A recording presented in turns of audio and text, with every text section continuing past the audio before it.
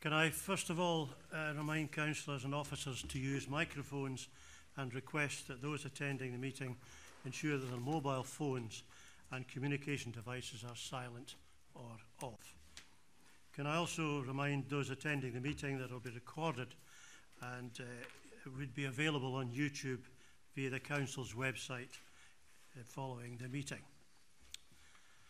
Now, first of all, I would like to welcome Councillor John Duff to his first meeting of the Council following his election on the 20th of April. So I'm sure if you haven't met him already, that I'm sure all of you will meet him at some stage during the Council. So can you like to stand up, Councillor?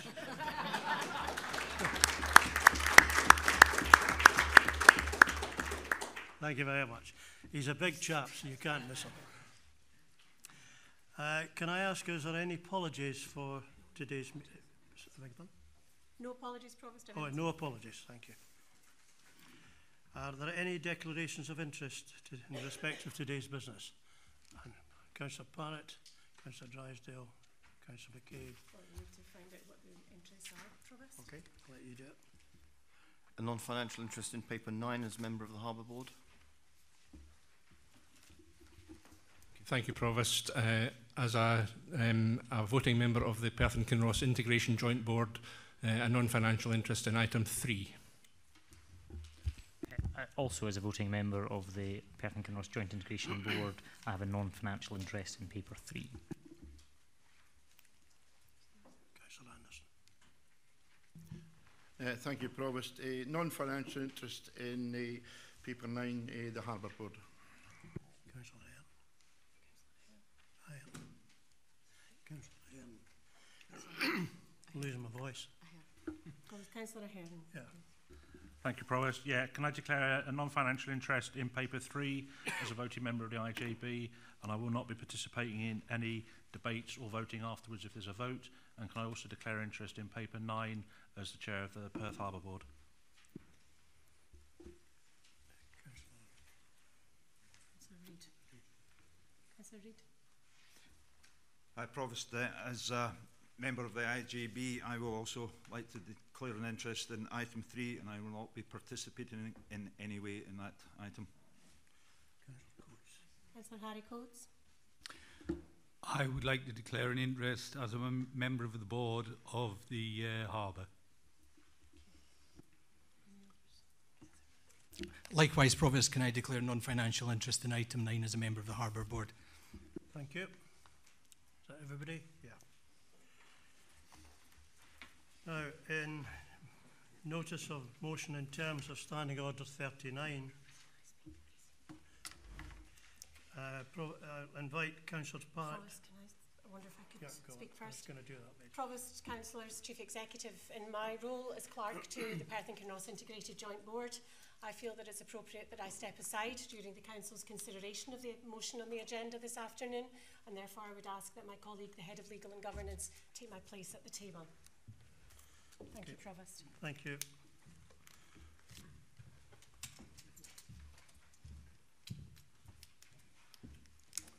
Thank you. Can I invite Councillors Parrott and Waters to speak to their motion? Thank you, Provost. In the interest of accuracy, I'd ask you to note 2 typos in the motion as presented on the papers compared with that submitted. In the first line, it's that at the, not that the. And in the penultimate line, it's or, it's of, not or, minor points.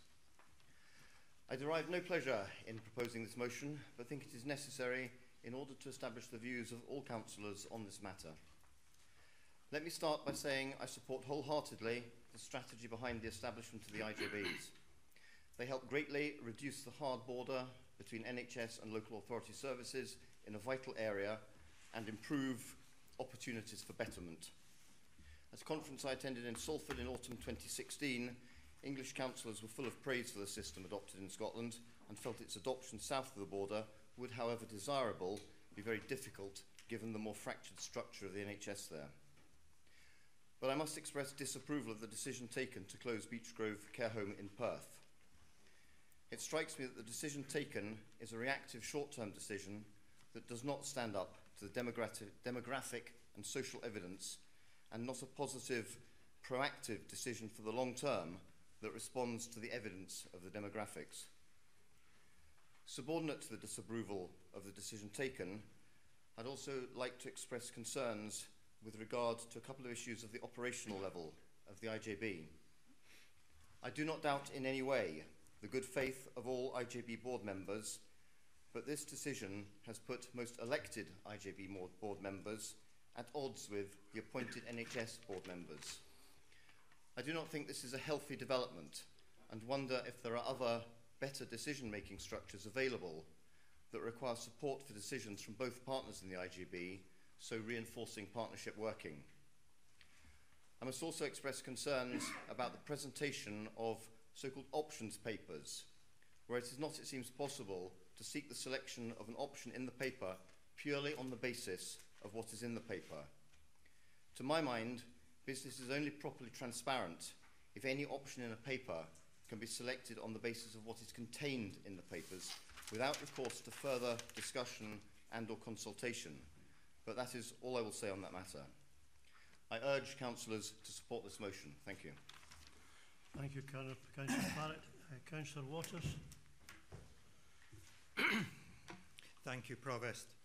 I am happy to second this motion for consideration by elected members. According to the National Records of Scotland 2016, people aged 75 and over are projected to be the fastest growing age group in Scotland. The number of people in this age group is projected to increase by 27% over the next 10 years and a staggering 79% over the next 25 years.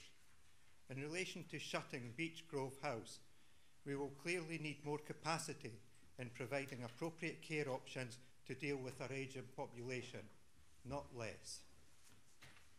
There is currently a significant drive to increase the number of older people who will be cared for within their own home environment. For many people, this has to be an ideal care option and should be continued to be pursued. However, there are some people who don't need nursing care but do need some level of residential care, whether due to stability issues where the individual may fall and be unable to regain their feet, or because of loneliness. It should be about providing the appropriate care in the appropriate location. Ideally, this should be as close to their home community as possible to allow family and friends to visit frequently. I'm also concerned at the increased dependency of care within the private sector. This is a vital service for the most vulnerable in our society. And yet, in recent years, we know of so many insolvencies of care home operators around the country. There is a clear need to protect this type of service with a continued involvement in the public service. A special mention has to go to the 37 staff who for the last 4 years have achieved a very good classification within the Care Inspectorate's reports.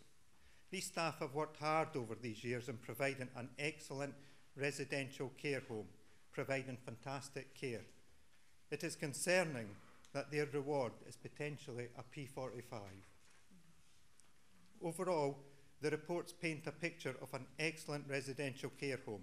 This is backed up by the support to keep this valuable community asset open, from the staff working at the home, from the local community, from elected members within this chamber, and most importantly, from the residents and their families. Finally, it is disappointing that, to the best of my knowledge, elected members never received any proposal from the IJB to provide extra money for social care within the budget process, in line with Section 9 of the IJB integration scheme, with the possibility that this may have alleviated some of the pressures on our social services and led to the option of keeping the last publicly owned residential care home in Perth open. Thank you. Thank you, Councillor Waters. Is there any comments, sir? Councillor Lyle.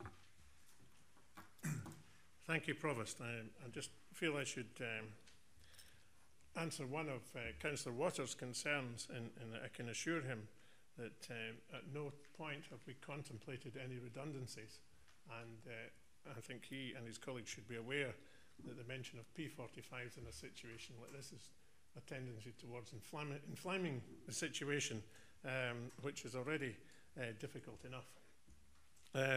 I accept the motion, and I do intend to write to the chair of the Perth and Kinross Integration Board expressing the views in the motion.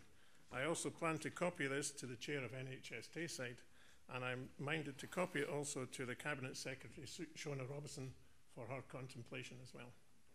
Thank you. Thank you, Councillor Lyle. Now, are there any comments? Councillor Barrett. Thank you, Provost. I think it's very disappointing that this motion is before the Council today. I think that the future reshaping of care for the elderly and the shift from institutional care to care at home was, until very recently, a matter on which there was political consensus, and one on which it was generally agreed that more rapid progress had to be made. It wasn't an issue to be kicked around like a political football. Sadly, that is no longer the case, and if events of recent months don't prove that, then this motion here today certainly does. And the days of parking party politics at the door of the IJB also seem to be in the past. I think it is worthwhile doing some examining of the history behind the decision to close council residential homes. On February the 11th, 2016, councillors Henry Anderson, Bob Band, Dave Dugan, Tom Gray, Grant Lang, Andrew Parrott and Mike Williamson all voted for the closure of the council's care home at Beechgrove as part of their budget motion. This followed the approval of a transformation project number 8, the review of the older people's residential care services, shifting the balance of care specifically out of council care home provision.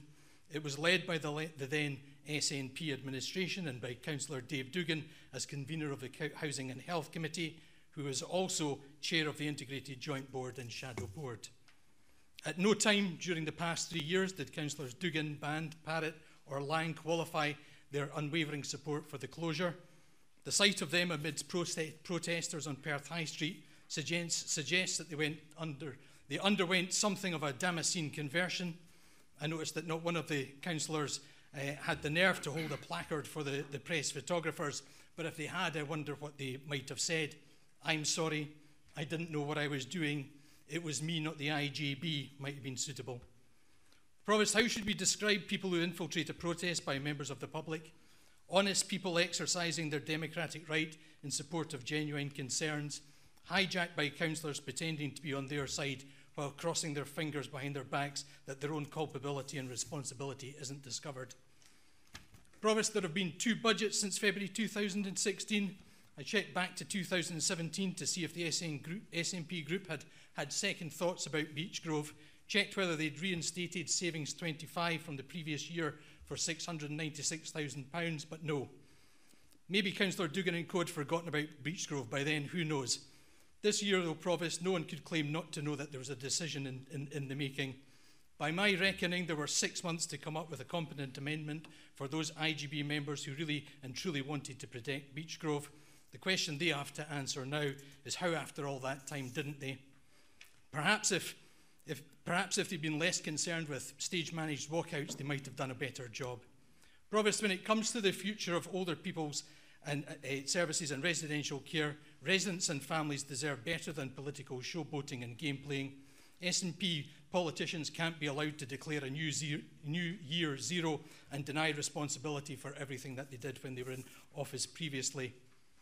The IGB is going to be faced with a continuous stream of difficult decisions and challenges in transforming health and social care, and this council will send out all the wrong signals if it follows the course of action recommended in this motion. It's not right for this council to second-guess decision afterwards. Councillors Dugan, Anderson, Band, Gray, Lang, Parrott and Williamson may well disapprove of this decision today, but they didn't when it mattered, and no amount of public hand-wringing can disguise that. Provost, I would urge the movers of this motion to withdraw it, and I hope that they do. Thank you, Councillor Barrett. Are there any questions? Councillor Rebick. Thank you, Provost. I can personally assure Councillor Barrett that I don't consider it a political football. It's far more important than that. Just a couple of brief points, though. One of the premises of closing Beechgrove Care Home was its lack of demand, which I find really difficult to accept given the high regard it has locally and the high esteem it has locally. And I think that was flawed all the way through the process. Regrettably, I think the closing of Beechgrove Care Home is a very poor example of how health and social care should be integrated, and I think we need to do better. Thank you. Councillor McCall.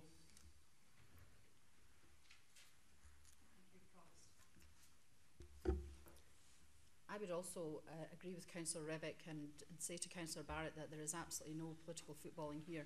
I'm really disappointed that he chose to gauge his comments in that way. Beechgrove House is actually in my ward, Perth City South.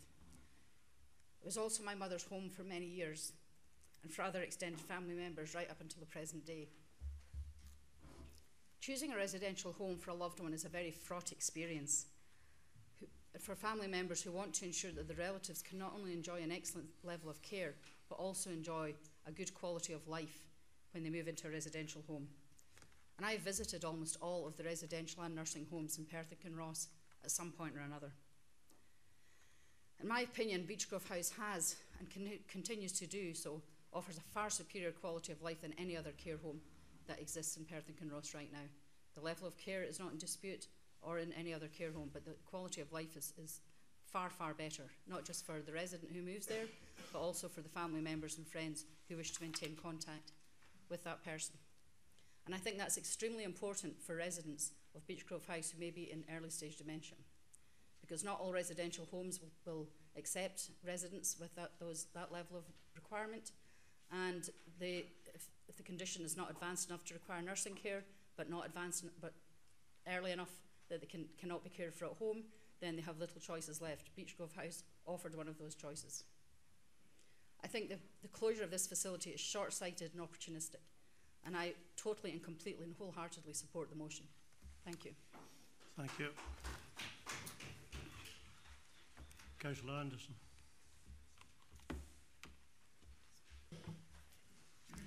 Thank you, Provost. Before I start what I've already got written down, I too would make the comment that I'm surprised at Councillor Barrett's comments regarding this being a political football. I would totally disagree with that.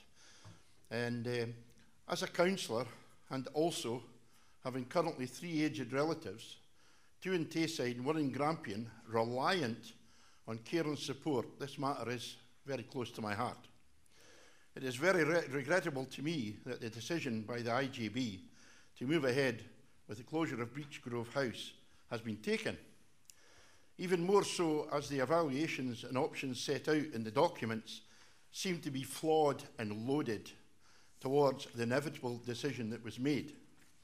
There are several points that give me great concern and may be influencing the IGB board.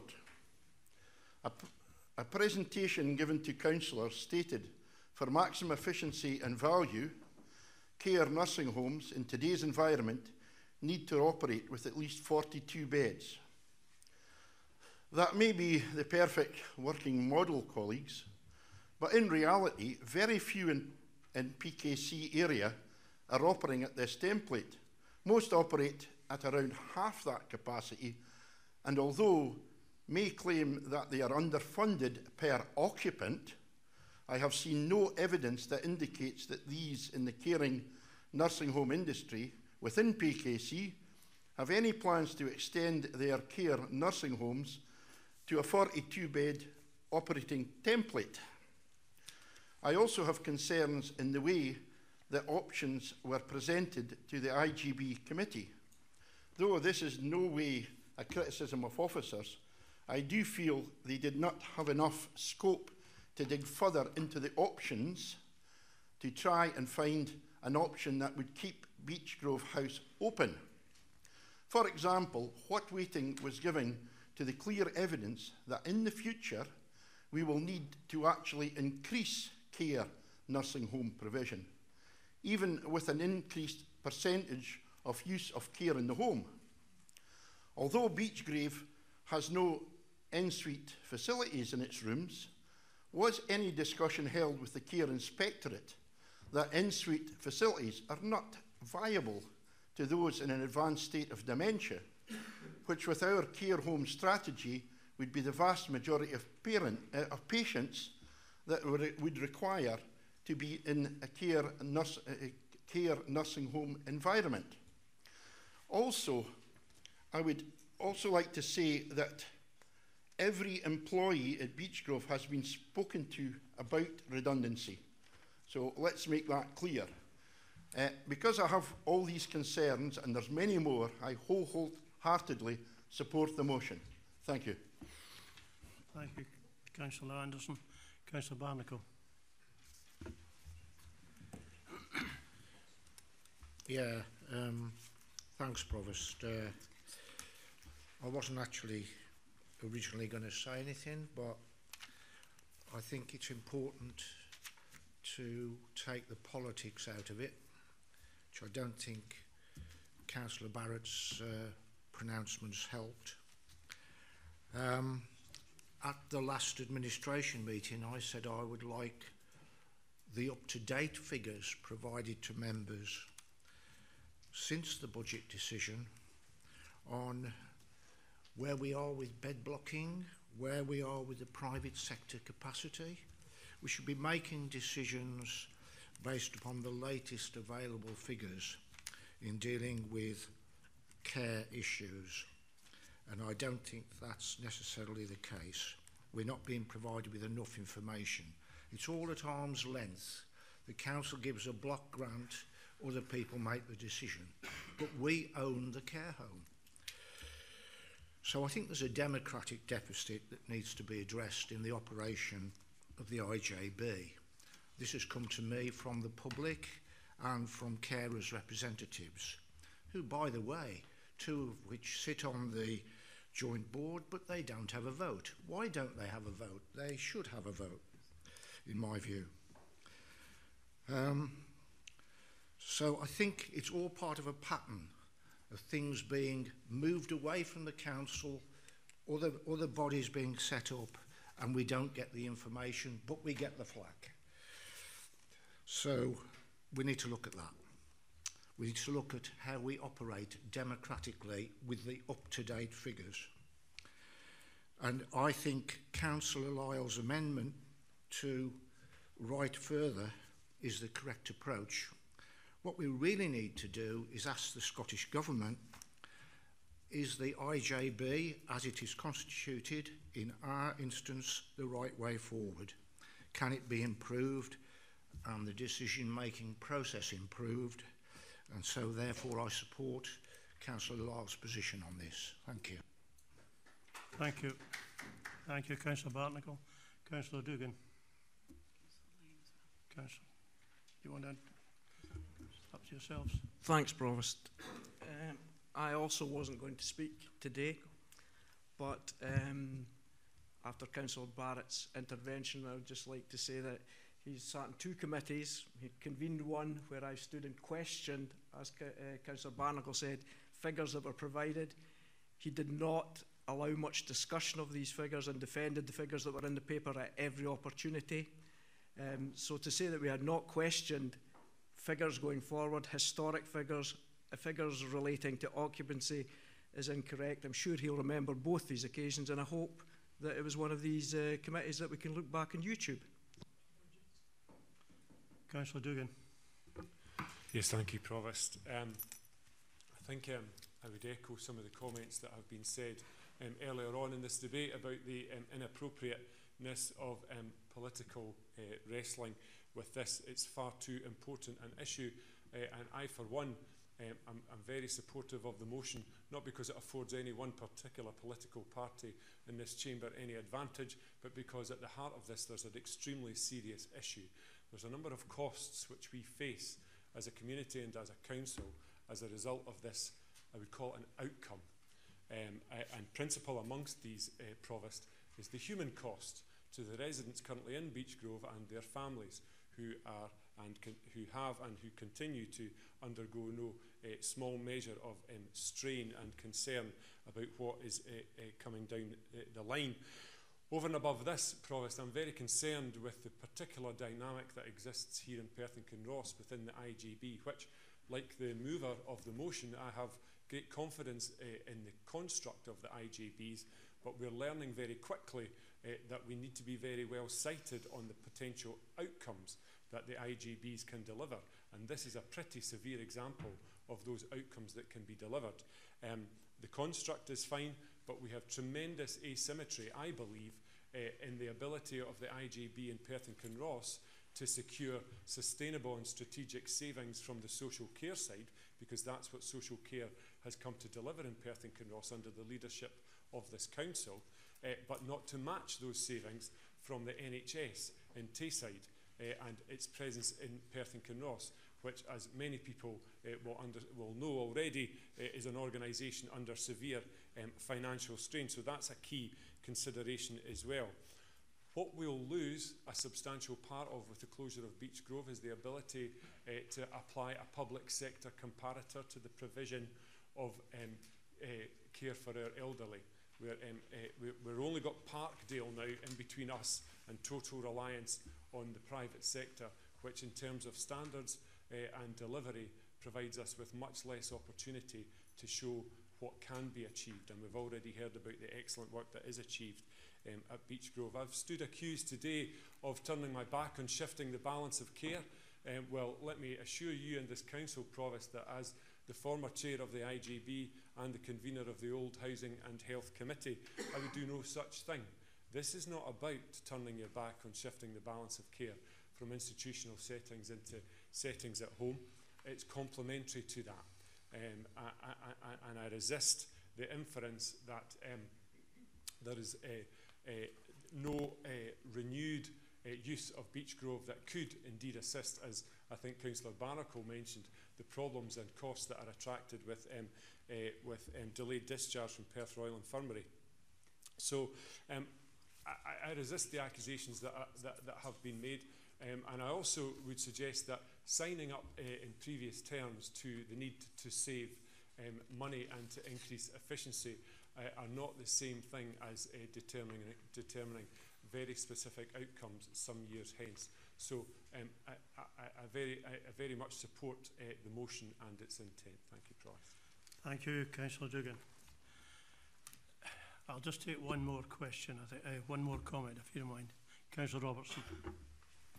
Thank you, Provost. It's very strange to stand here and realise that I actually agree with nearly everything that's been said across the chamber.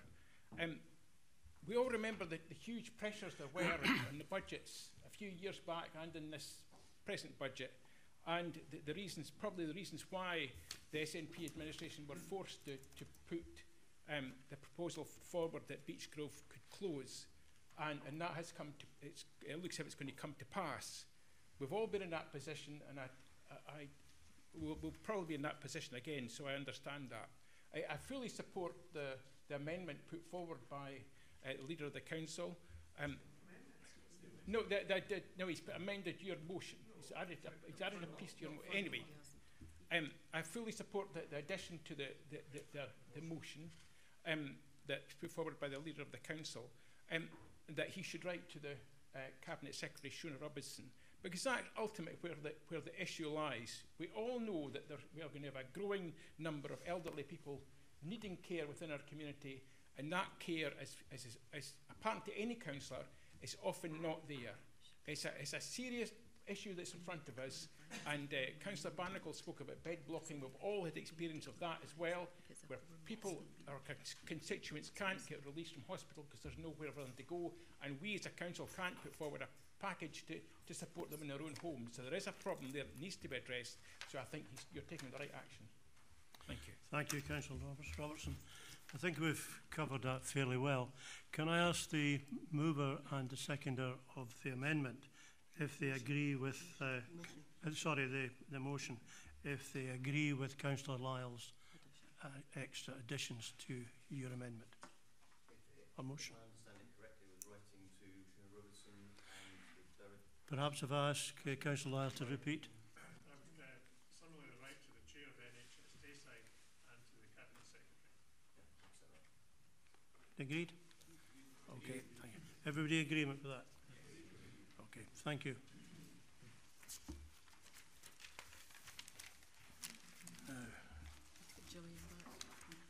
Gillian's coming back. Thank you. Provost, while there's a brief pause, I wonder if I could ask you if I could make an observation about conduct at full council. It's a very benign observation. I'm actually doing it myself right now, Provost. As many of us realise, when we speak at full council, we're supposed to stand up. And I've observed in recent council meetings that happening less and less. It's particularly helpful for our new councillor Duff, and for him as a new councillor, for the rest of us, to be reminded, Provost, I think out of respect for yourself and the Chair, just to remember when we speak at full council, to remember to stand up. Thank you, Councillor Dugan, for that. I agree with you, but I think everybody did stand up at that particular time, but it's timely reminded. Thank you. Now, item 4, minutes of previous meetings of the special meeting of the Council on the 22nd of February 2018. Can we agree the minute of the Council meeting of the 7th of March 2018? And the Council meeting of the 22nd of February 2018.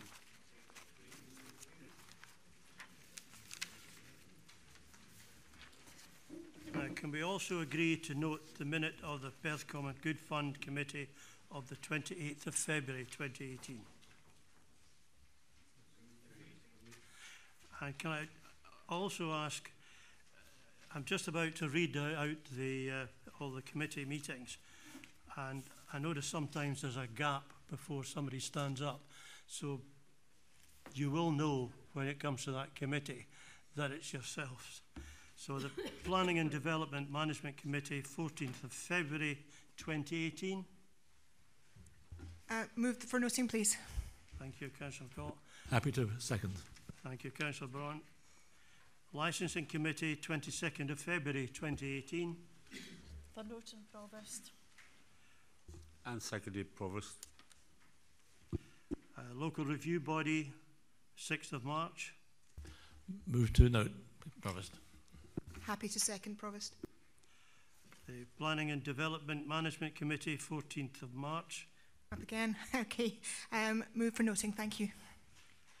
Happy to second, Provost. The Environment and Infrastructure Committee, 21st of March. Move for noting, Provost. Happy to second, Provost.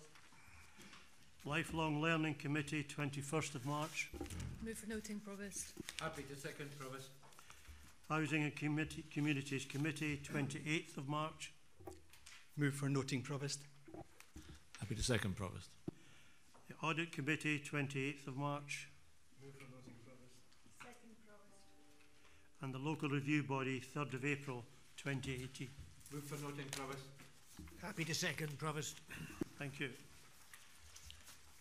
Item 6, Treasury Activity and Compliance Report. Can I ask Stuart Mackenzie, Head of Finance, to introduce the report? Thank you, Provost, and good afternoon, Council.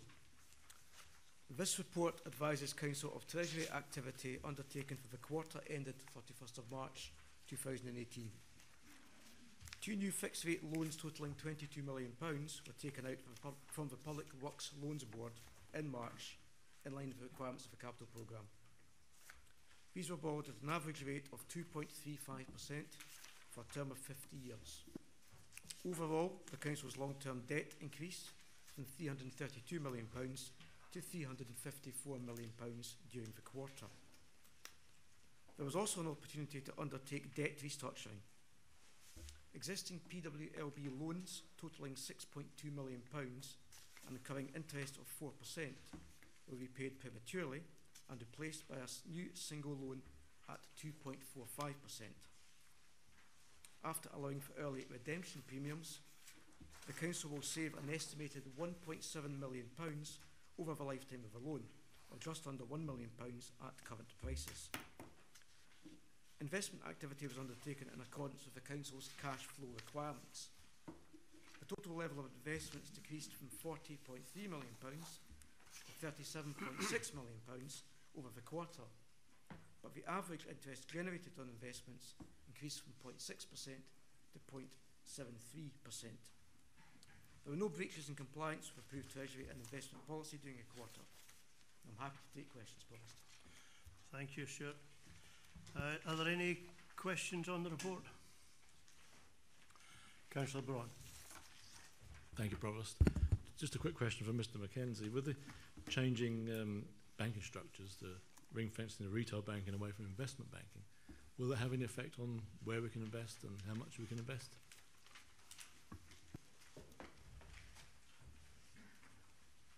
Thank you, Councillor Vaughan, for your question. I wouldn't anticipate that would be the case, but we'll obviously continue to monitor the situation. Thank you. Councillor Donaldson. Yes, page 51, 3.4, and it states on long-term debt, and at the end of the quarter is at 354 million. I just want to ask, because we're at the start now of the capital budget process, which probably over half of us, and indeed more than half of us in this council, have not been involved in. The last one was in 2016. Can I just ask how that debt position and also the associated financing costs compares to, one, the average council in Scotland, and, if possible, in a broad sense, two, the average council in England and Wales?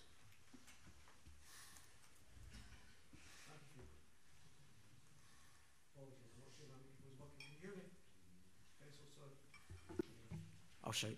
Thank you for your question, Councillor Donaldson. I don't have precise figures to hand, but the last time we've undertaken some comparative analysis, broadly speaking, the Council's position is somewhere in the middle of the range of indebtedness across Scottish local authorities. Slightly less in terms of PWLB borrowing, slightly more in terms of other financing mechanisms such as investment in learning, public-private finance initiatives, those sorts of things. I have no comparative analysis for a position south of the border, I'm afraid. Thank you. Councillor Barnacle, could you switch to the phone? No.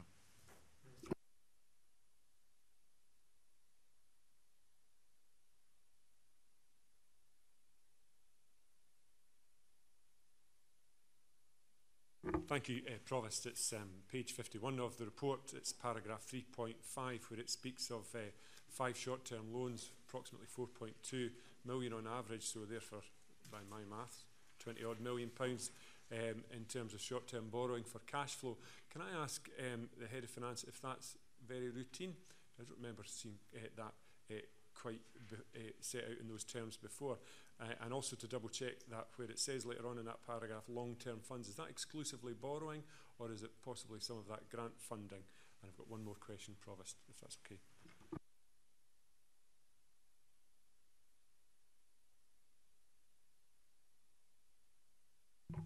Thank you for your question, Councillor Dugan. It's fairly routine. We do have dips and flows in our cash flow, and we deal with it through money market mechanisms. So we borrow short-term and we repay the loans as they come in. And we've got quite an ambitious capital programme at the moment, so that's contributing to the level of expenditure. In terms of long-term funds, that's borrowing. That's PWLB borrowing. Okay. And just on the following paragraph, paragraph 3.6, it speaks to the holdings of the common good funds, presumably all of them put together. I know that the common good funds themselves, Provost, manage their investments and their balances, but I just wonder if there's any advice that might be required from the Head of Finance in terms of doing something that might have a slightly better yield than 0.5% for some of the funds. I assume really just the Perth Common Good Fund, that which they wouldn't want to access for maybe a period of 24 months, if there's something a little bit with a higher return that we could do with that.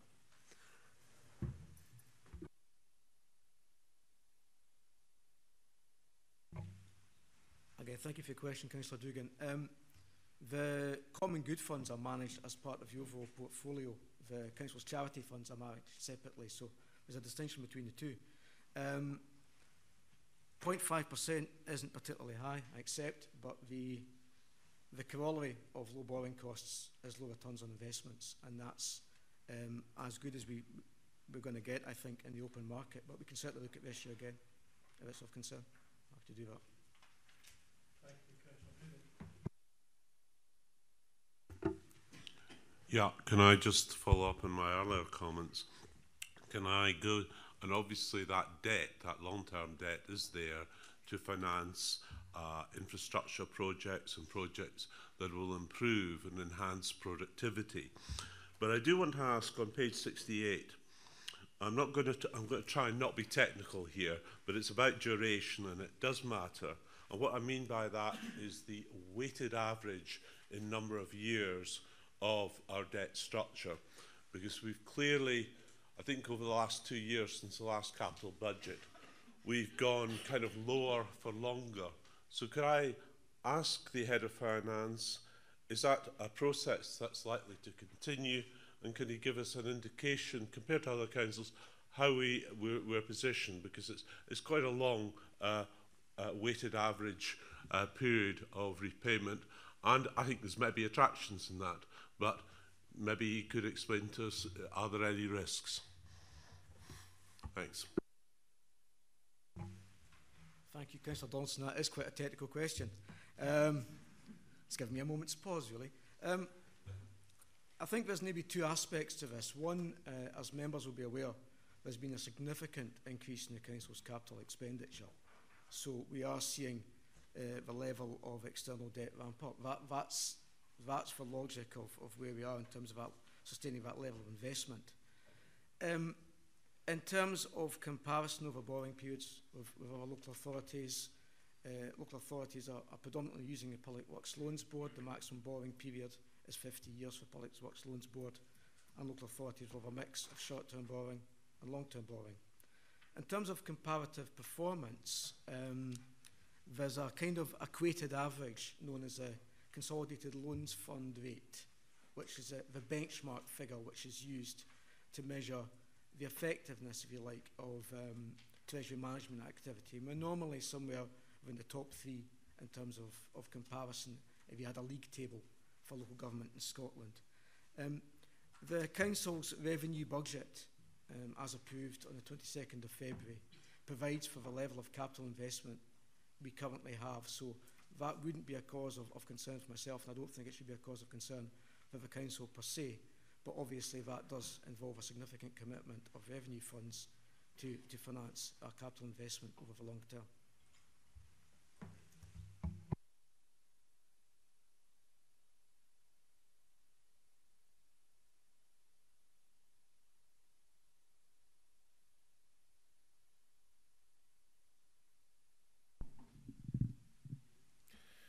Thank you, Provost.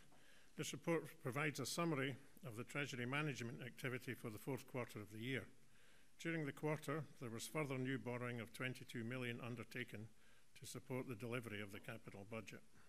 There was also a debt restructuring exercise undertaken during the quarter.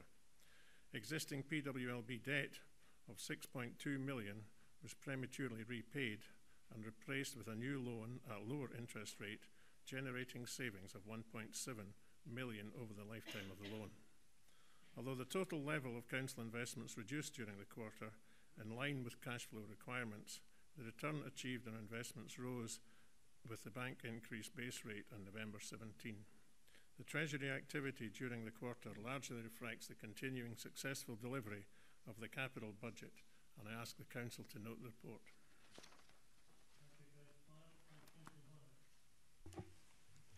Thank you, Provost. The report highlights this Council's strength in proactive Treasury management, reducing the Council's borrowing costs and maximising interest in compliance with the relevant Treasury management policies.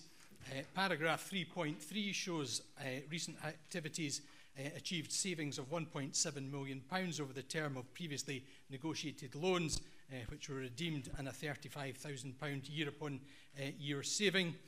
The performance of our Treasury management team means that I was able to advise the Housing Minister and the Scottish Government's Head of Innovation Initiatives earlier this month that we have the second lowest pooled rate in Scotland at 3.22% for 2017 and are closer but still just behind Midlothian in the forecast for 2018. But these rates at which we are borrowing to support new council house builds are considerably lower than other councils and enable us to maximise the impact of our borrowing to deliver more affordable homes in Perth and Kinross. Section 4 again confirms that there were no breaches with the Council's Treasury management policy, ensuring the security of investment whilst maximising the return on deposits, and the report demonstrates the Council's continued strength in Treasury management, and I'm happy to second. Thank you, Provost.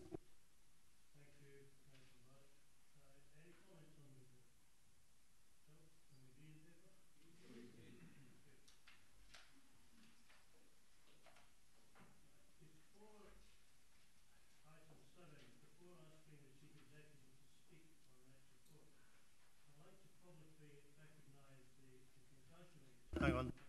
Gone off.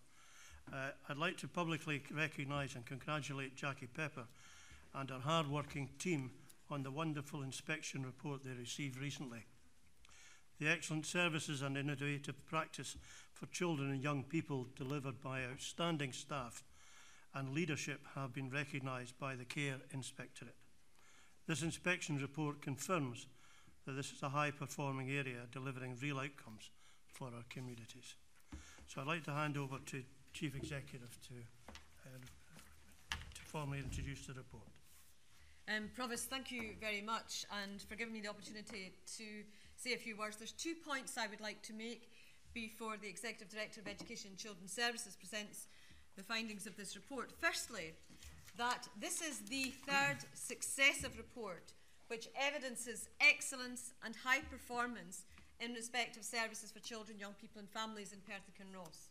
However, this report before you today goes way beyond the previous reports in that it highlights significant improvements in services for children, young people and families, and also innovative practice which is benefiting children, young people and families here in Perth and Kinross. My second point is this, Provost, that services for children and young people is very complex. It's subject to lots of change and constant pressure. It is interdisciplinary, it is multi-agency, there's a myriad of different working arrangements, and there's a range of professional staff and support staff involved. And yet, our staff make this very, very complex system work for the benefit of children, young people and families. And that, in my view, is due to the exceptional talent, outstanding commitment, passion and excellent leadership of education and children's services and in other services. And therefore, I think it's absolutely correct that today this Council recognises their work, because this is a brilliant achievement. Sheena. Can I? Yeah, she's. What did she say? Couldn't see her.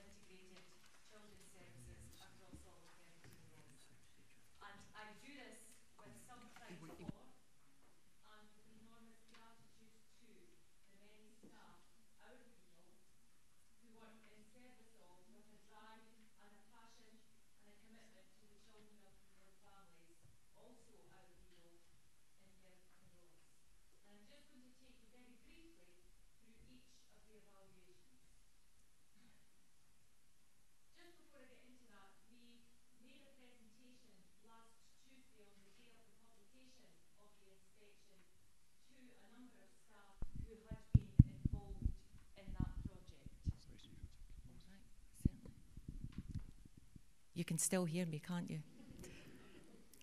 And Bernadette had mentioned at that time that the inspectors came to see us in June. Well, they came to see us in June. They also came to see us in September. They came to see us again in November. They came back again in January, and we had our final negotiations with them as late as the end of February and March. Such was the rigour of the process, and it would be fair to say that no stone was left unturned, no office not visited, no team included in discussions with the inspectorate, and indeed a significant number of elected members were also part of that process, and I would want to thank you for that. So cutting to the chase, I want to just take you through, there are 9 quality indicators that are evaluated in these inspections. And actually, I'll just say right now, up front and at the beginning, that in terms of the overall suite of evaluations, which can range from unsatisfactory to excellent, Perth and Kinross does have, of all 32 local authorities, the most positive profile of all of the evaluations. It was, I think, to the credit of people that not just work in education services, but for example, our colleagues who work in housing in the welfare benefits team, our colleagues who work in PCAVs, our colleagues who work in police, our colleagues who work in health, that Perth and Kinross was actually considered to be low risk in terms of this kind of inspection, hence the reason we came 32 out of 32 in this process. And we are also the last local authority to be inspected under this particular model. So what we have achieved here will never be replicated because it will be a different model that will come from here on in. But for the first quality indicator, improvements in the well-being of young people, the overall evaluation was very good. And I want to just give you a couple of illustrations from the report to let you see that this was across all departments and all of our planning partners. Notably, major strengths included the high percentage of women attending antenatal appointments before 12 weeks, successful smoking cessation in pregnancy and breastfeeding rates, high uptake of the 27 to 30 month developmental assessments and measures to improve speech and language development in the early years, steady reduction in teenage pregnancy rates across the area, reductions in youth homelessness, support for families experiencing poverty, very good progress in educational attainment for almost all children and young people, and a better performance than the national average for care-experienced children and young people. A strong and steady performance in achieving positive destinations post-school, and a high percentage of looked-after children and young people who were accommodated in family and community placements, with increasing numbers remaining in their care placements over the age of 16. So a tremendously positive picture in relation to that QI. For the second one, impact on children and young people, the overall evaluation was one of very good. Key highlights there were things like children and young people acquiring the skills and knowledge they need to keep themselves safe at home, in school, and in the community through a wide range of programmes. Children at risk are kept safe through quick and very effective actions to protect them. Early literacy programmes, careful planned transitions and practical learning opportunities are helping vulnerable children and young people to achieve through their school years and into post-school educational destinations. In terms of impact on families, very good. And one thing that came through in the report here was evidence to success. It shone through in this aspect of the report. A couple of the highlights there were widespread flexible delivery of evidence-based approaches, enabling parents to develop new skills and to understand their children's development needs, flexible family support and outreach at evenings and weekends, all geared to help prevent family breakdown, and earlier support for families experiencing difficulties with teenagers and more engagement with fathers was also noted. Now you'll remember, those of you who are familiar with evidence to success, that that work that was identified about getting in early, not just with children but with their families, has certainly come to fruition. If we move on, providing help and support at an early stage. Again, evaluated as very good. And just a couple of examples around that. A strong culture of collaborative working and commitment to offering help and support to children, young people and families at the earliest stage. The fact that there was mandatory training for all staff on getting it right for every child approaches, with clear guidance, shared language and understanding of how the well-being indicators can support early intervention, and very effective team around the child processes that place the well-being of children and young people at the centre of all that is done. If we move on to 5.2, assessment here in terms of responding to risk and need was evaluated as good.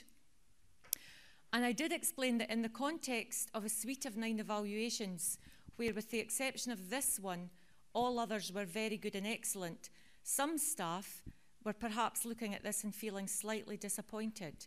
But actually that's not the way we should be looking at it. This is still a very strong evaluation of high quality practice. Staff are confident and competent in identifying children at risk and respond swiftly, timely and proportionately. Legal measures are used well to secure the immediate safety of children and young people when necessary.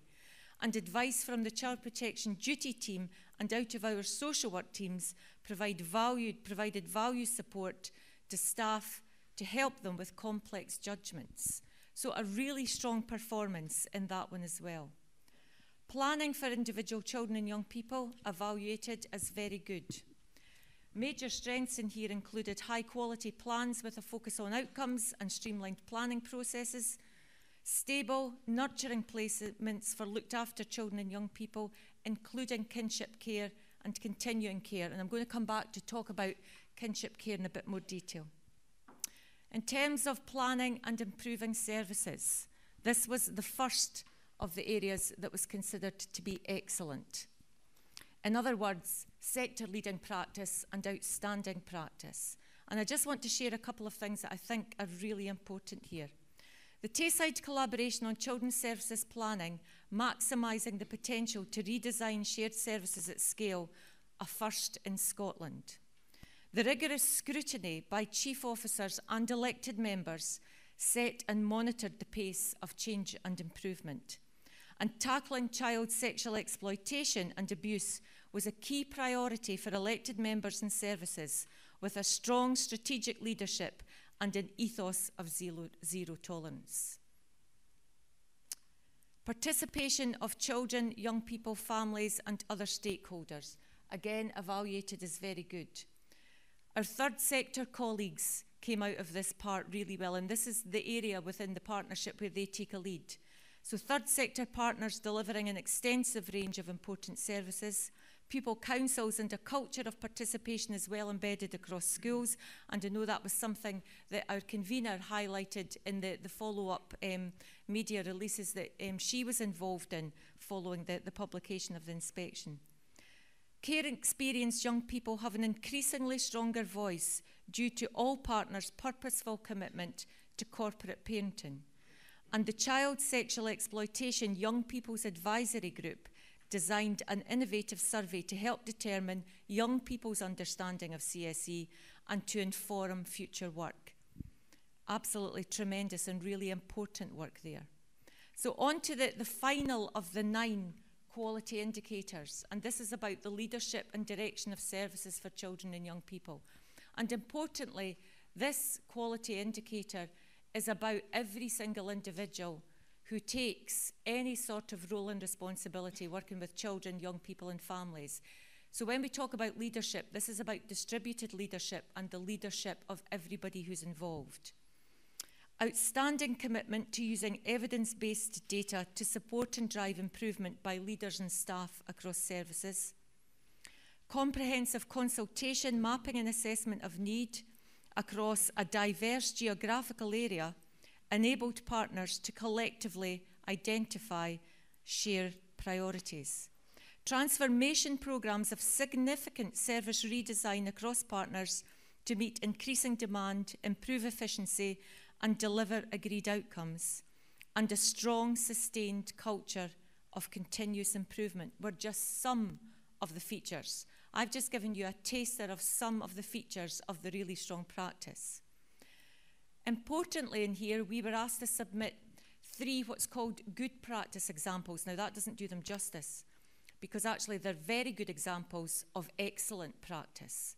And the first one was around Woodlea, and there's a detailed case study contained as an appendix to the report for more information there. But for those of you less familiar with Woodlea, it's a fantastic service that is provided to children with severe and complex disabilities, and importantly, provides not just respite for parents for those children, but also does outreach work in the homes, enabling the children and their families to be able to work together to tackle some really challenging issues. The second of the areas of good practice was around our Child Protection Committee.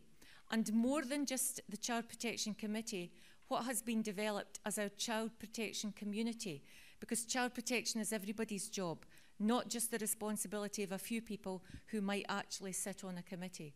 And it was described as a model of its type. It would be fair to say that we genuinely have been inundated with requests since last Tuesday for meetings to understand, to come and talk to us about how this model has developed. And Bernadette mentioned in her introduction that if we go back to 2008, 2009, we had a fantastic report. And the big challenge there was, how do you sustain that and how do you improve on that? And for me, Woodley and the Child Protection Committee are two examples of where we've not rested on our laurels, where we haven't stood still, and where we have taken different and creative approaches to recognise the different need and demand that exists. And the third area of good practice, or rather a very good excellent practice as I like to call them, is the work of the kinship care team and the kinship panel. I'm not going to go through all of these, but these were the number of strengths that were summarised and synthesised at the end of the report. And very quickly, I'm just going to flick onto that slide to say there were 2 improvement actions identified. There were this number of strengths, in addition to the good practice examples and all the other information I've shared. And really importantly, neither of those 2 improvement actions were things that we did not know that we needed to do better in. And therefore, when it comes to the point of writing our improvement plan, actually it's already written, because we have looked at things like our corporate parenting plan, at our education services plan, at our BEAMIP, these kind of things, to see where it is already recognised that these are the areas we want to improve. So we don't consider, but we'll take a bit of time to look at this in a bit more detail, that what we actually need is a separate improvement action plan. But I think every picture tells a story, doesn't it? And when you see that the strengths by far outweigh any areas that are considered to be improvement actions, then I think that that's a really important story to be telling. However, I do want to stress, not everything is perfect, and we don't get everything right first time for every child and for every family. But we do aim to achieve that, and we are never complacent. And as I've said, you know, we have not in the past rested on our laurels, and we certainly don't intend to do that now. We've brought before Lifelong Learning Committee, and indeed this full council, some of our very ambitious pieces of work in terms of transformation that we want to take forward. And we're, resolute and determined to do that with a view and a vision that that will continue to make things better for a number of our children and young people. And now we've been able to do all of this in great part because of the people who work in service of the young here in Perth and Kinross. But we have also been able to do this in great part because of the sustained levels of support that we as officers and our teams have received from this chamber over a number of years and continue to receive from this chamber. And so for that, we are very grateful. I'm going to ask Jackie Pepper just to say a little bit about people who I've mentioned quite often, and that is our children and young people. And Jackie's just going to say a little bit about how they have been reflected in the inspection report. Thank you, Sheena. There isn't really much else for me to say, much more to say than what's already been said, but I think this report shows that the Care Inspectorate have identified that the Council and its partners are getting much right for our children and young people. And I would just like to echo what's already been said about the extremely positive findings, a testimony to the many staff, and as the Chief Executive pointed out, that this is very much a multidisciplinary endeavour of staff who put children and young people at the heart of their daily work. In terms of the children and young people that we're engaging with and trying to engage with, more and more meaningfully. I think we see that the voices of those children and young people are coming through loud and clear in the report. The inspectors similarly had lots of opportunities. I think the numbers in the inspection report showed that they saw hundreds of children and their parents, so their voices come through very loud and clear. They used the words impressive. I think it was the word impressive they used in the report about particularly our Fun Young Individuals group, FYI. And last week, we had a number of young people who'd recently graduated from the Columba 1400 Young People's Leadership Academy in Skye over the Easter weekend. They joined with us as senior officers to hear about the inspection report. Members of the corporate parenting group, we enjoy, I think enjoy is the good word to describe it. We enjoy fun activities with some of our care experienced young people, and able to engage regularly. And I think there's another session next week if anybody's able to come along to that. I think these young people bring a very different perspective. They bring a quieter voice sometimes, and a more a voice that sometimes can be hard to hear, because they see it as they feel it and find it. But they bring energy, talent and insights to working with us about the things that matter to them. So it's alongside those, I think, impressive young people that we will continue to build upon the excellence that is referenced in this report. And I think we've got an absolute rock-solid foundation and platform upon which to do that.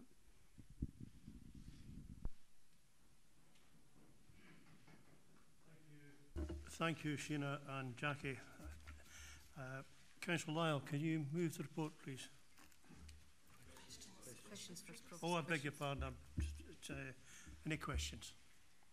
There's a couple of questions. Councillor McCall. Thank you, Provost. I think actually most of the questions were answered in that presentation, but I'm going to ask them anyway. As a councillor, you know it's very special when you're reading a report and you find yourself getting emotionally disappointed by the rating of good. But this is an exceptional report with Perth and Kinross leading in 2 sections and with ratings of excellence. So here's my question. How do we ensure we keep this up?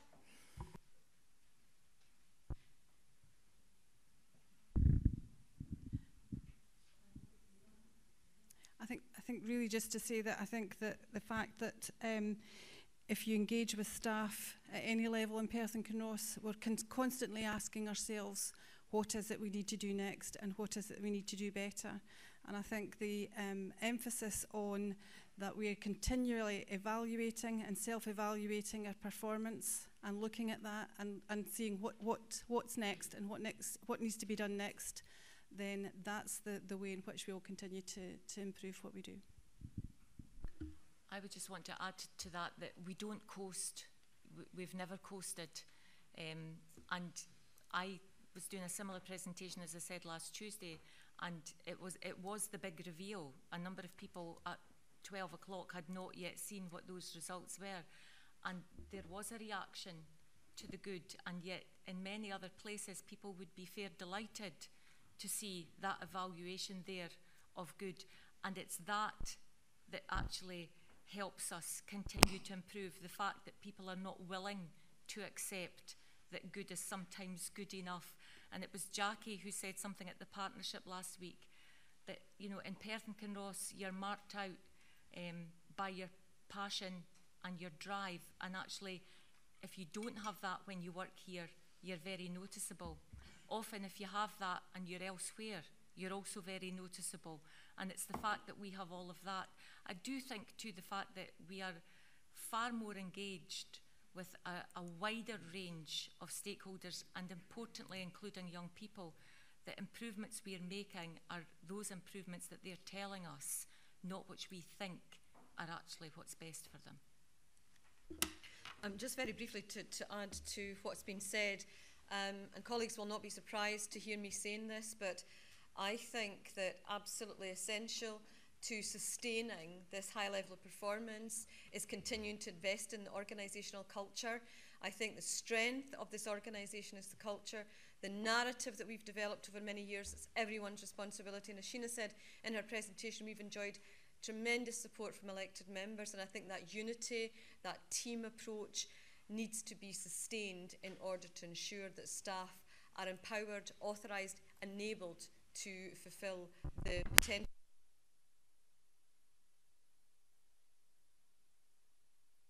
Thank you, Chief Executive. Deputy Provost Wilson.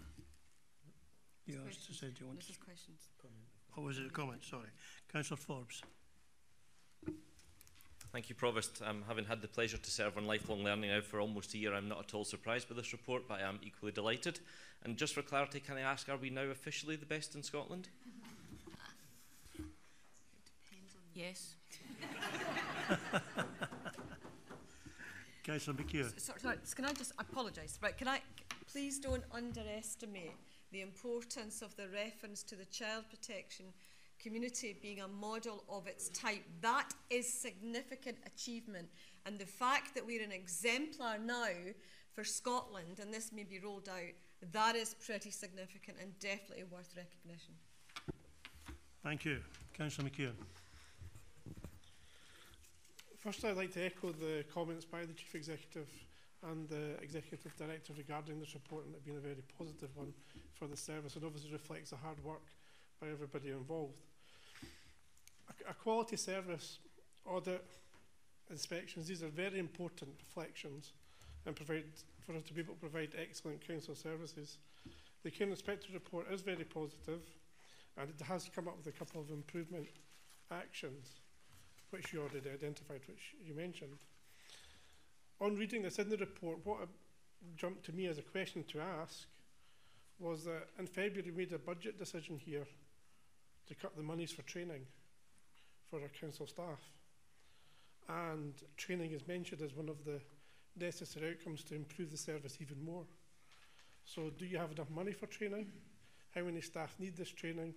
And how long will that training take to occur so that all your staff would be trained? Thank you. I'll start that, and there may be particular things that Jackie want to answer. There are a number of training budgets, Councillor McEwen, that we have, and there's a discrete and separate training budget for all statutory functions that has not been reduced. And so it would be that budget that we would predominantly use for the kind of training that would be relative to the areas for improvement in here. In terms of quantifying the numbers of staff, if I go back to the point I made about the mandatory getting it right for every child training, that was an online e-learning module that we developed in-house just as part of the development that we do. And we have a dedicated training officer within our wider child protection team who takes responsibility for all of that. So there will be, for example, a child protection lead in every school. So there's over 80 schools, but there will be other child protection officers who will also participate in that kind of training. So a lot of the training, if it's single agency, would be around 80 to 90 people. But when you get into multi-agency training that involves health and police, then it would be much, much more than that. But we do have a dedicated sum of money and a dedicated training officer within the wider child protection team. Okay, thank you. Councillor Illingworth. Thank you, Provost. I wonder if it would be possible to have a little bit more detail on the membership of the Child Protection Committee and how it's been so successful. Jackie. Thank you. The membership of the Child Protection Committee, the representation there covers all of the core services that you would imagine. So you have police, NHS Tayside, a number of NHS Tayside representatives. We have the third sector. We have Live Active Leisure, Culture, Perth and Kinross. Ourselves as the council, we have adult services represented there. We have housing colleagues. So it covers the breadth of the range of services that you would expect to. But underneath the Child Protection Committee, we also have a number of working groups. And those working groups are similarly represented across the various sectors. We also have quite a broad, wide-ranging membership of our CSE, which is our Child Sexual Exploitation Working Group. We have a presentation which actually explains that, and I can provide that for you if you wish to see the detail around the membership. Thank you. Councillor Sarwar. Thank you, Provost. Can I just add my congratulations on such a strong report, but also my gratitude as a parent with children who are learning and growing within the education service here. I am very grateful for the standards that they are receiving. My question is on page 72 on QI 2.1. It mentions more effectively, we need to strengthen effectively the health of children experiencing neglect, and of particular note for me is the responses to children and young people with lower level emotional health difficulties, which as I understand it is those that perhaps don't reach the requirements for a CAMHS appointment, but that perhaps are falling through the gap. Can you just say what's being done on that? Absolutely. I think now it's over a year since its inception, but one of the things that we have established here in Perth and Kinross, and again it's the first of its kind and it's garnered quite a bit of interest nationally, is an emotional wellbeing collaborative. And the purpose of the multi-agency emotional wellbeing collaborative is to bring together colleagues, including those from IJB, from health, and from a range of other partners and schools together, to work together, to deepen staff's understanding about how best to support young people with emotional well-being difficulties, and also to recognise when you've probably done as much as you can as an individual and when you should be flagging that up elsewhere. So that work is well underway. We've gathered a lot of baseline data and information, and we'll now begin with the interventions and have a baseline to come back to and look to see just how effective any of that support and development and those interventions have been.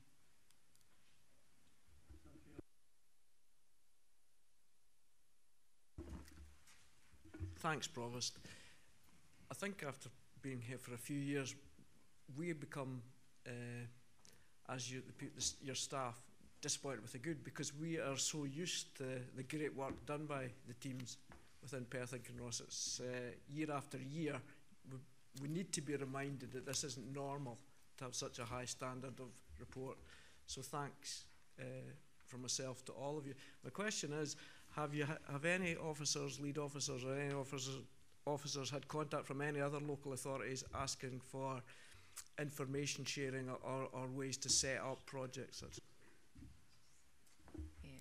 On the day that the report was published, we were contacted by quite a number of other local authorities, particularly around the child protection community and the child protection case conference approaches, things like that.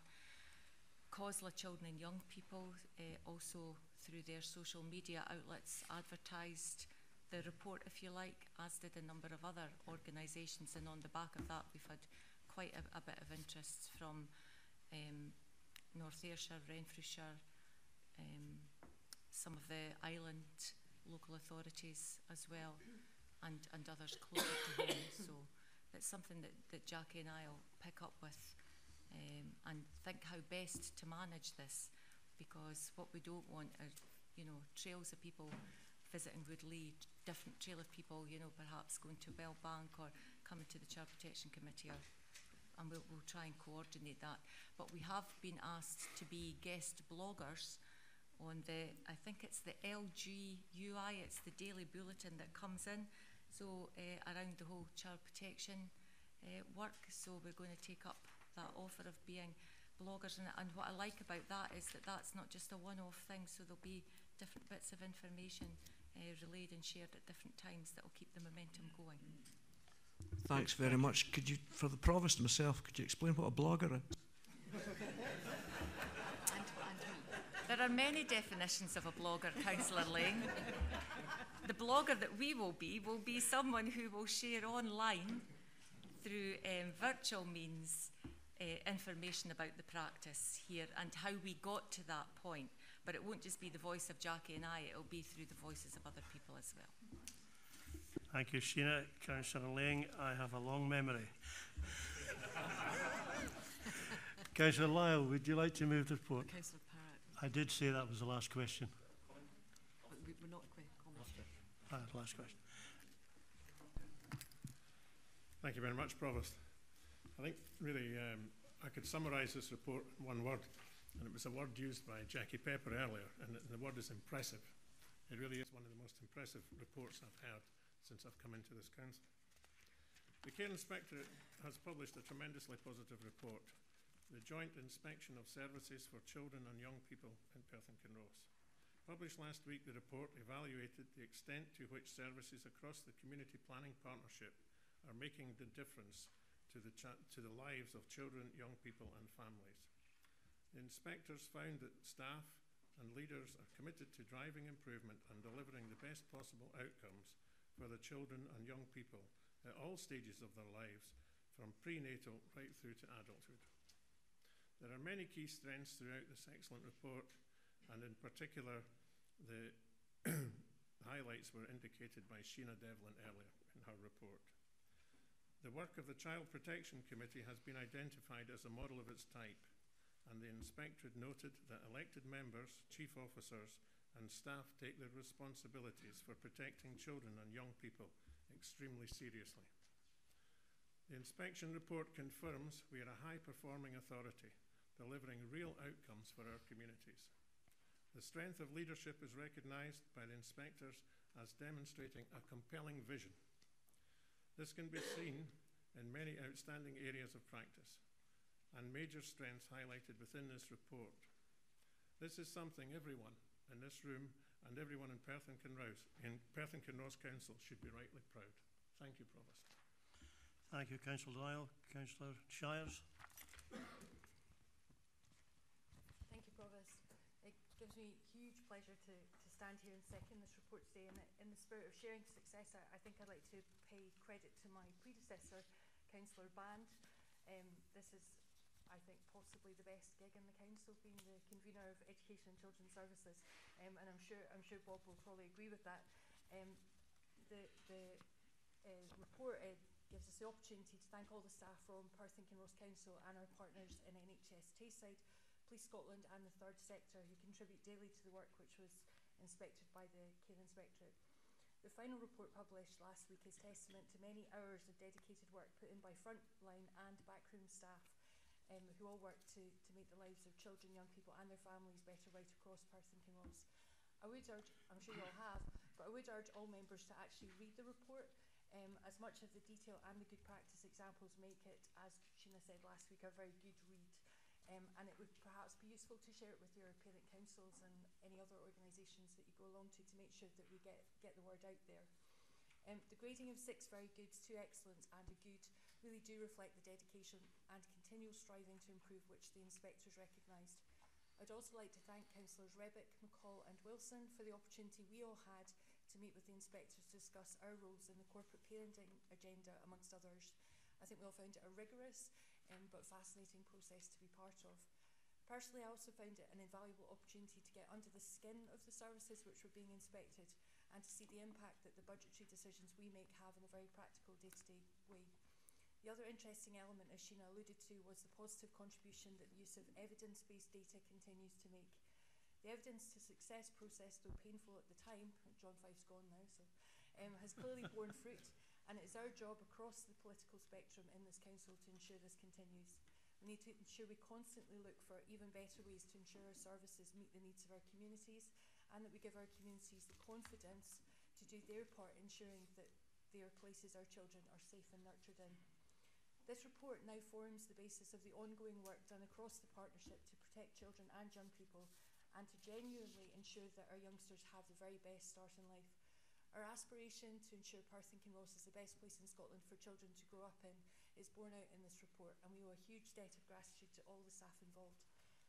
Finally, I'd like to thank Bernadette for her personal commitment as Chief Executive of this Council over many years, and especially her leadership in this area.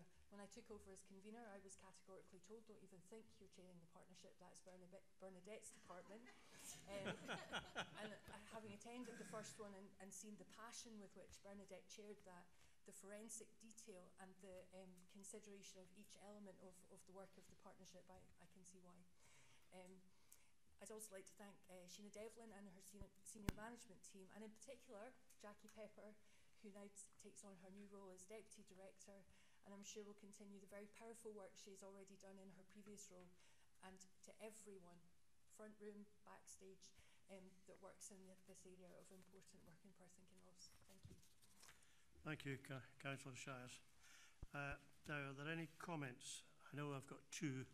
Councillor Wilson was the first one, and then Councillor Barrett. Thank you, Provost. The very fact that you get the inspection, I suppose, imposed upon you is a huge challenge. It's a huge challenge in terms of time, effort and preparation. And you certainly know when that team's in the building, and you definitely know when they're in the room with you. That is an interesting experience that Councillor Shires has referred to. And it was well worthwhile.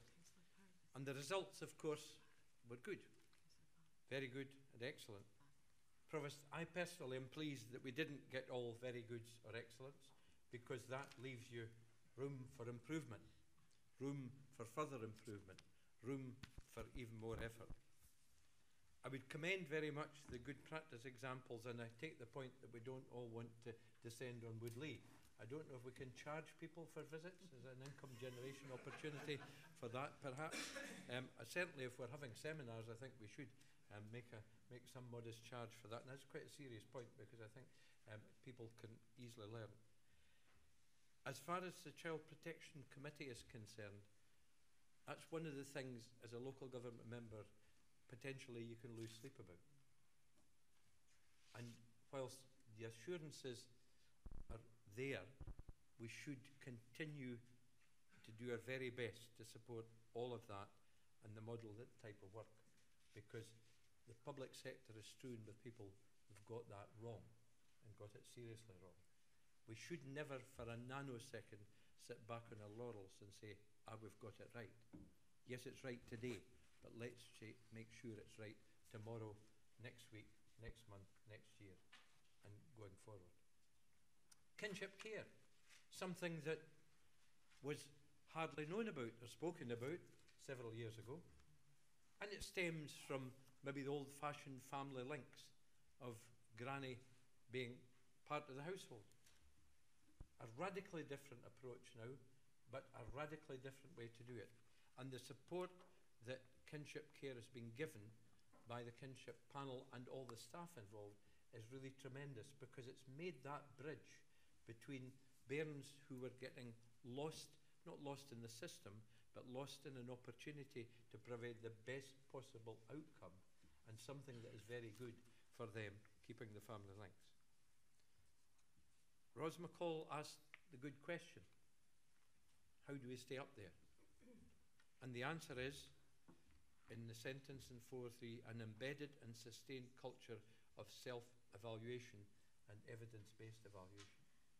Nobody in the council, nobody in the staff should ever for a moment sit back and think, that's great, we've cracked that, tick. Elected members have a huge role to play in their scrutiny, their support, the budgeting and everything else. And Provost, we need to remain the critical friend of the staff in this process, because unless we do that and are there to be purposely and positively critical, then we are failing in our duty for our kids in the future. The thanks have been made. I want to particularly thank the partnership working.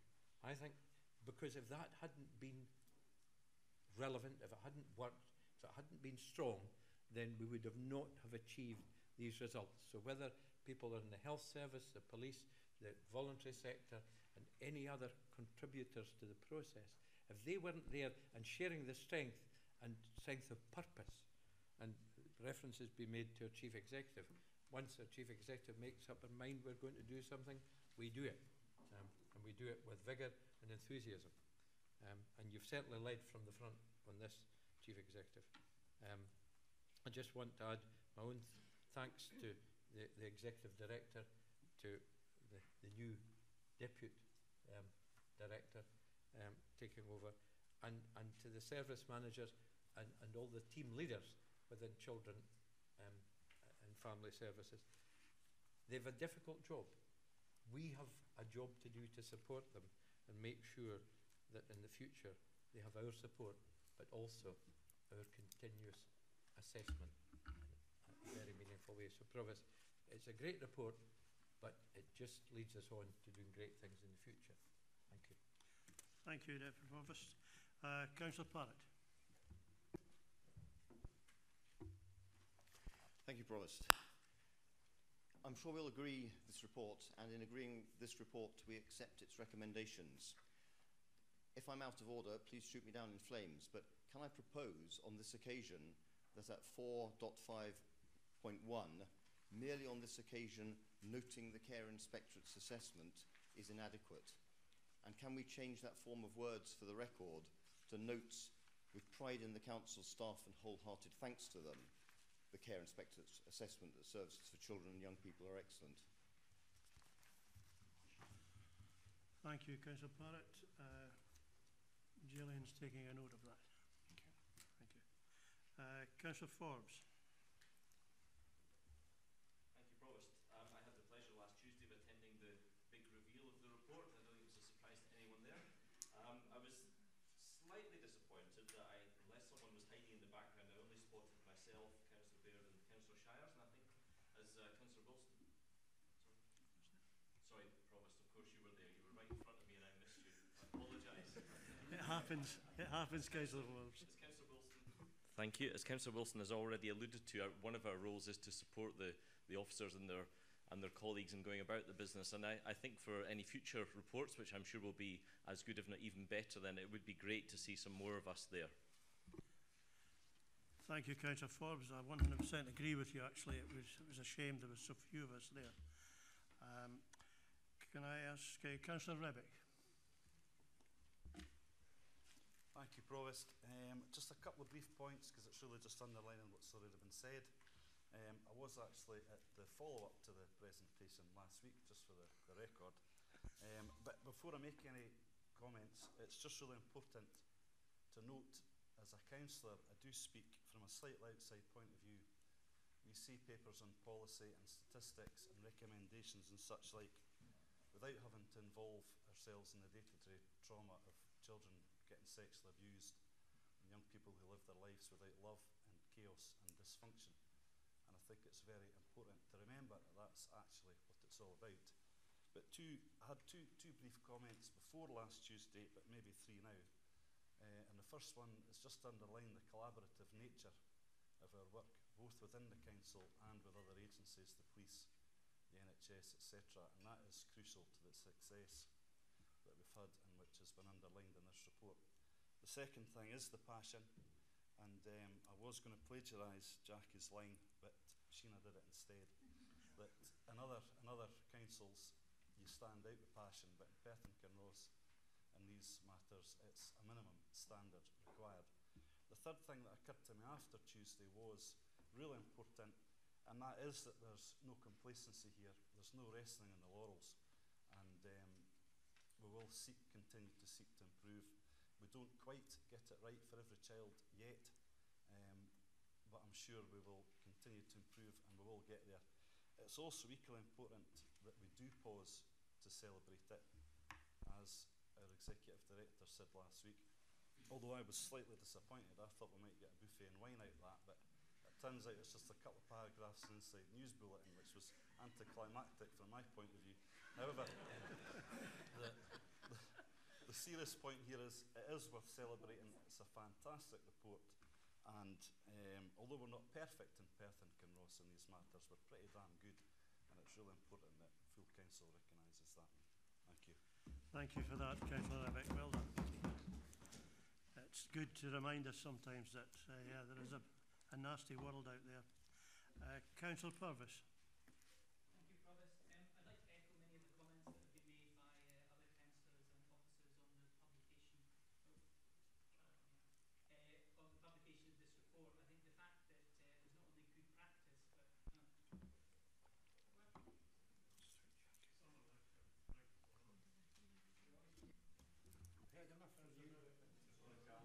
Oh, thanks, John.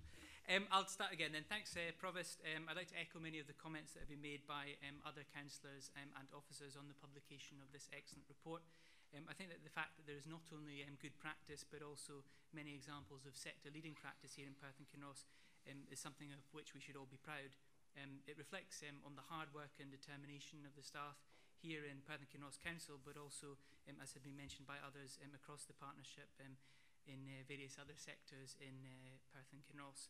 And I think that it will act as a reassurance both to parents and the wider community that life chances and well-being of children, young people and families here in Perth and Kinross is improving. I, like John and Councillor Rebeck and Councillor Shires, had the pleasure of attending the meeting after the briefing of the Children, Young People and Families Partnership. And it was very evident there, as has been mentioned by others, that this culture of self-evaluation and continuous improvement is shared by everyone, both here in the Council and across the partnership. And the fact that of the only 2 areas of improvement that were outlined in the report, that we had already identified those, very much demonstrates this.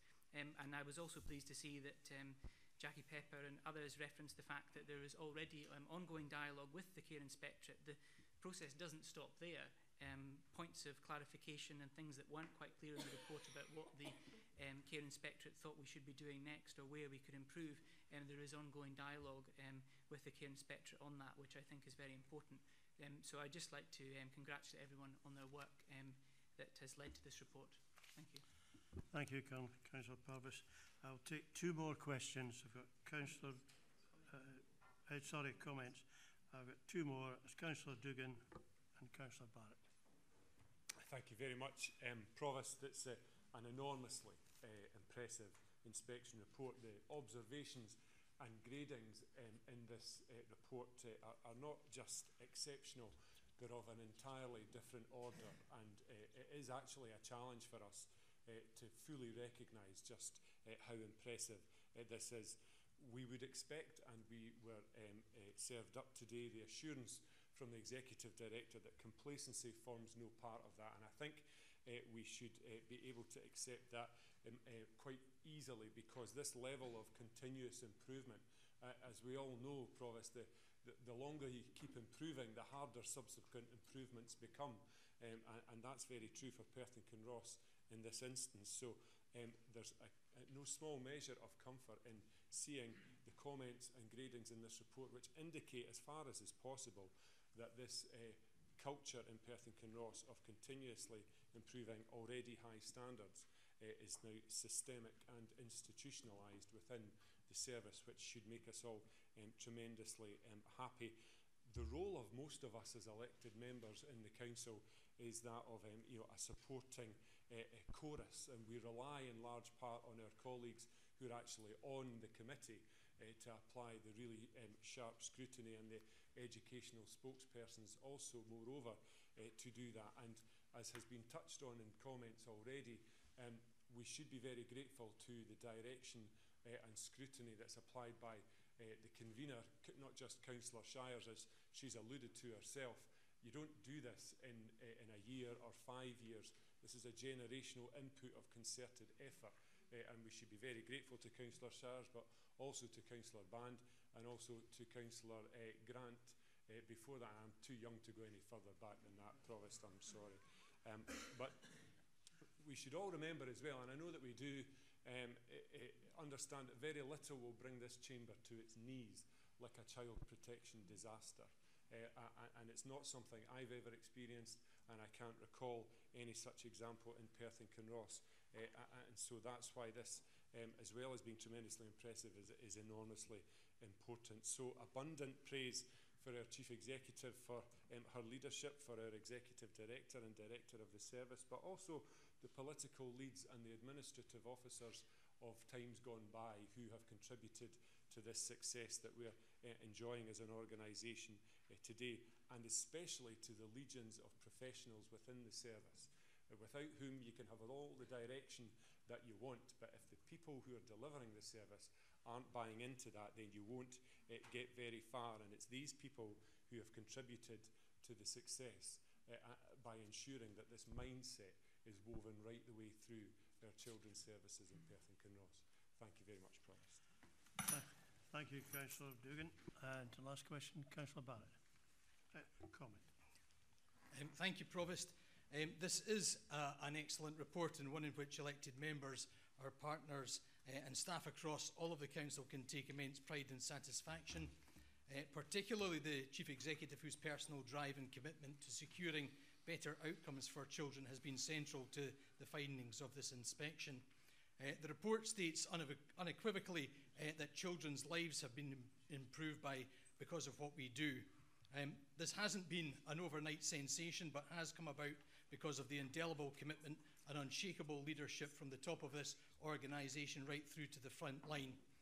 In addition, as has been mentioned, for many years and across the political administrations of various hues, councillors have united behind the goal of making the lives of children and families in Perth and Kinross better. And sometimes that unity has been particularly important over particularly tough things like evidence to success.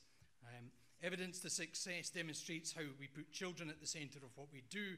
It was a radical move and a major step forward in understanding the needs of children and young people, seeking out the evidence from their perspective and then making decisions to disinvest in what wasn't working and in services that would. In paragraph 6.2, the planning and improvement of services is assessed as being excellent. The work of our Child Protection Committee is described, as has been mentioned already, as a model of its kind, and the quality and support and challenge from chief officers is deemed outstanding. Provost, I want to close by highlighting what the inspectors had to say regarding equality, diversity, inclusion and fairness. It said leaders were committed to promoting equality, valuing diversity and supporting inclusion, as demonstrated by the creation of the Fairer Futures Fairness Commission. Partners were determined to improve outcomes for children and young people living in the most deprived communities. A strong, sustained culture of continuous improvement was a core attribute. Dynamic leadership was empowering a confident and ambitious workforce who were encouraged and supported to give of their very best. And I think that we should pay tribute and thanks to everybody involved in that. Thank you, Provost. Thank you, Councillor Barrett. I 100% agree with you, and I think everybody else does. Yeah. So we agree the report? With the amendment that Councillor Barrett has mentioned. Okay, item 8 is on page 131, the local scrutiny plan. Are there any questions on this report? Councillor Stewart.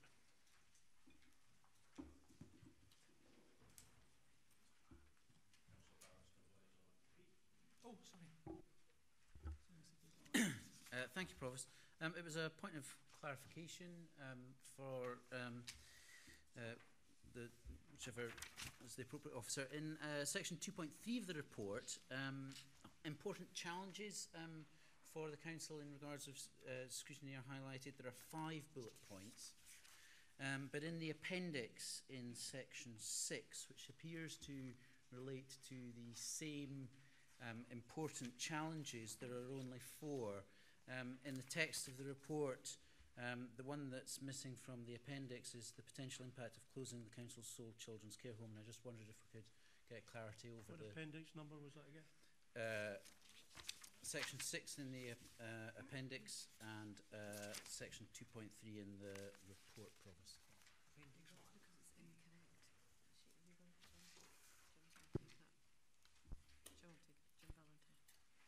Jim, you want to do that? Thank you, Provost. Thank you, Councillor Stewart. It was actually an error in the original report. We didn't have a council care home, so we didn't have one to close, so it was taken out. Okay. Any more questions? No. Councillor Lyle, can you move the report?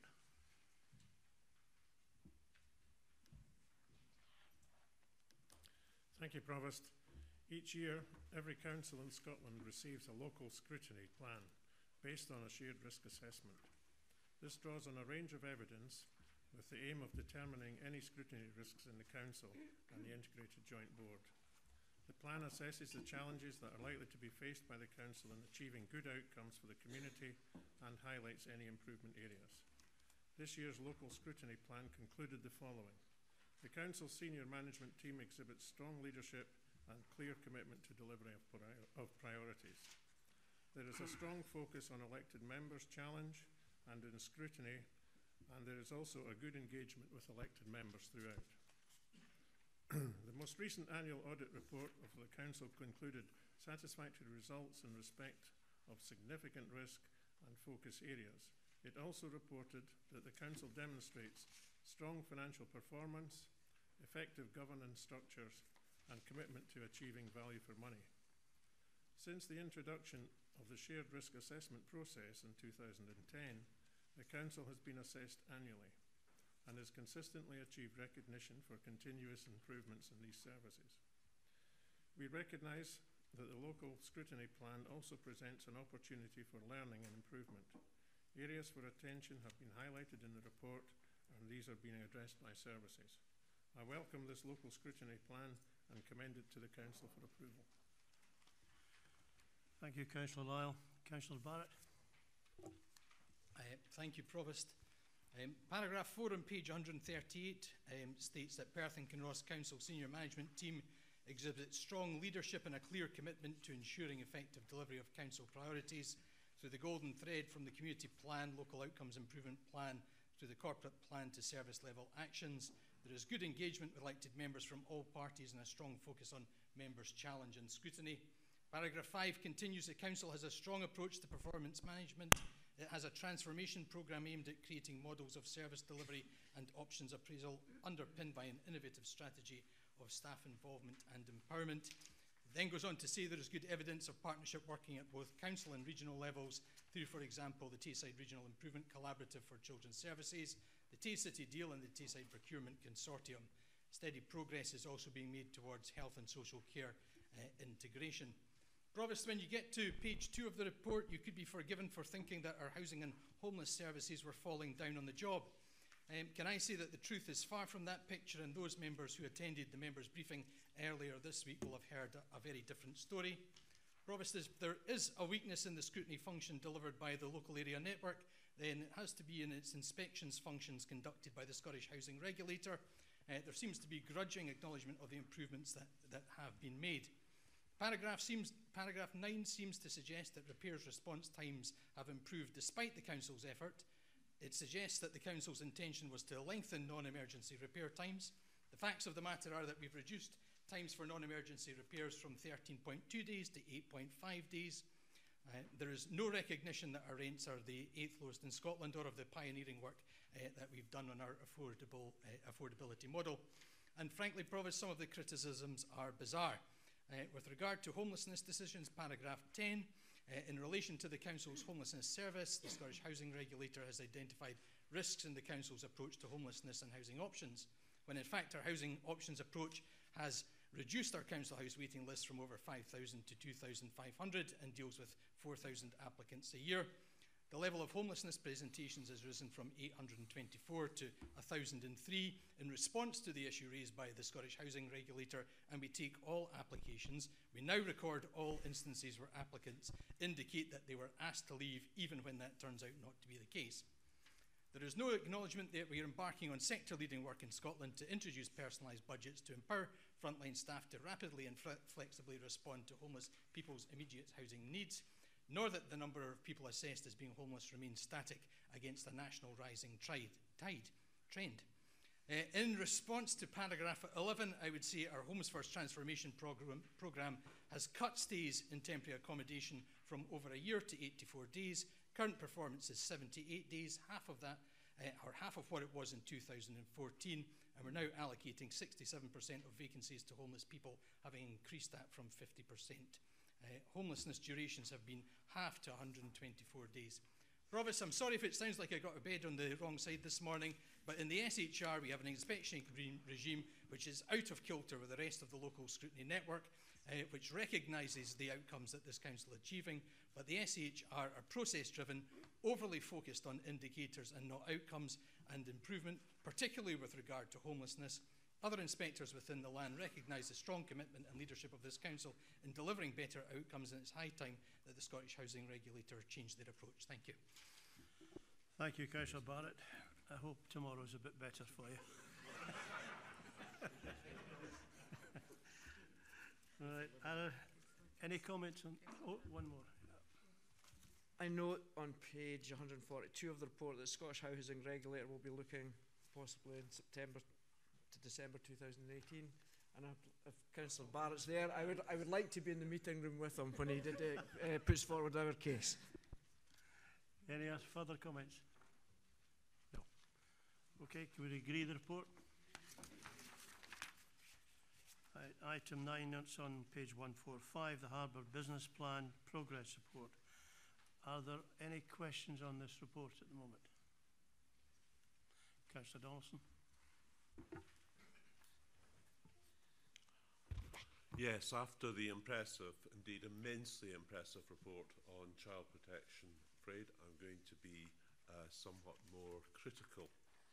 And I think quite clearly, if we look at this report, it shows annual income £28,747, annual expenditure £256,452.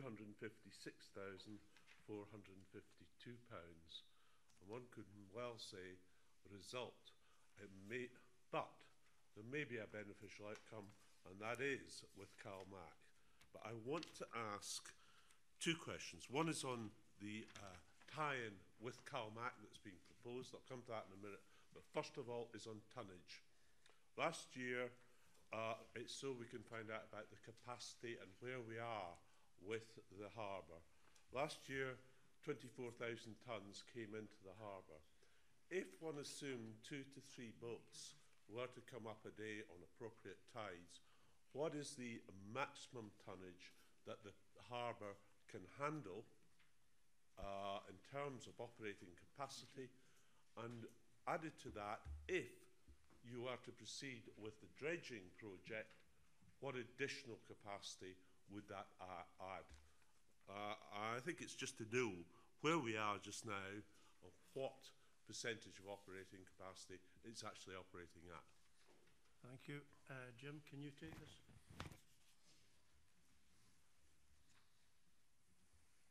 Thank you, Provost. Thank you, Councillor Donaldson. That's quite a detailed question. In terms of capacity, we could take... Councillor Donaldson, you got your mic on. We could take 3 or 4 ships a week. We could only take that every second week because the tides only suit it every second week. The average ship is about 2,000 tonnes maximum, so 8,000 times out 26 weeks. So it's probably about 156,000 tonnes capacity. I think if we could dredge, I think the capacity increase surge was something about 50%. So you could get considerably more, but given the tender we put out just now, none of the people who have bid have said that they would like the dredging to be done. So the council have not decided about dredging at this moment in time. The tender has been let on the basis that it will not be dredged. Just a supplementary then. Effectively what you're saying is at present we're operating as we stand at about 15 to 20% of operating capacity. Right, okay. That's that question finished. I'd like to ask on the tie-in with CalMac.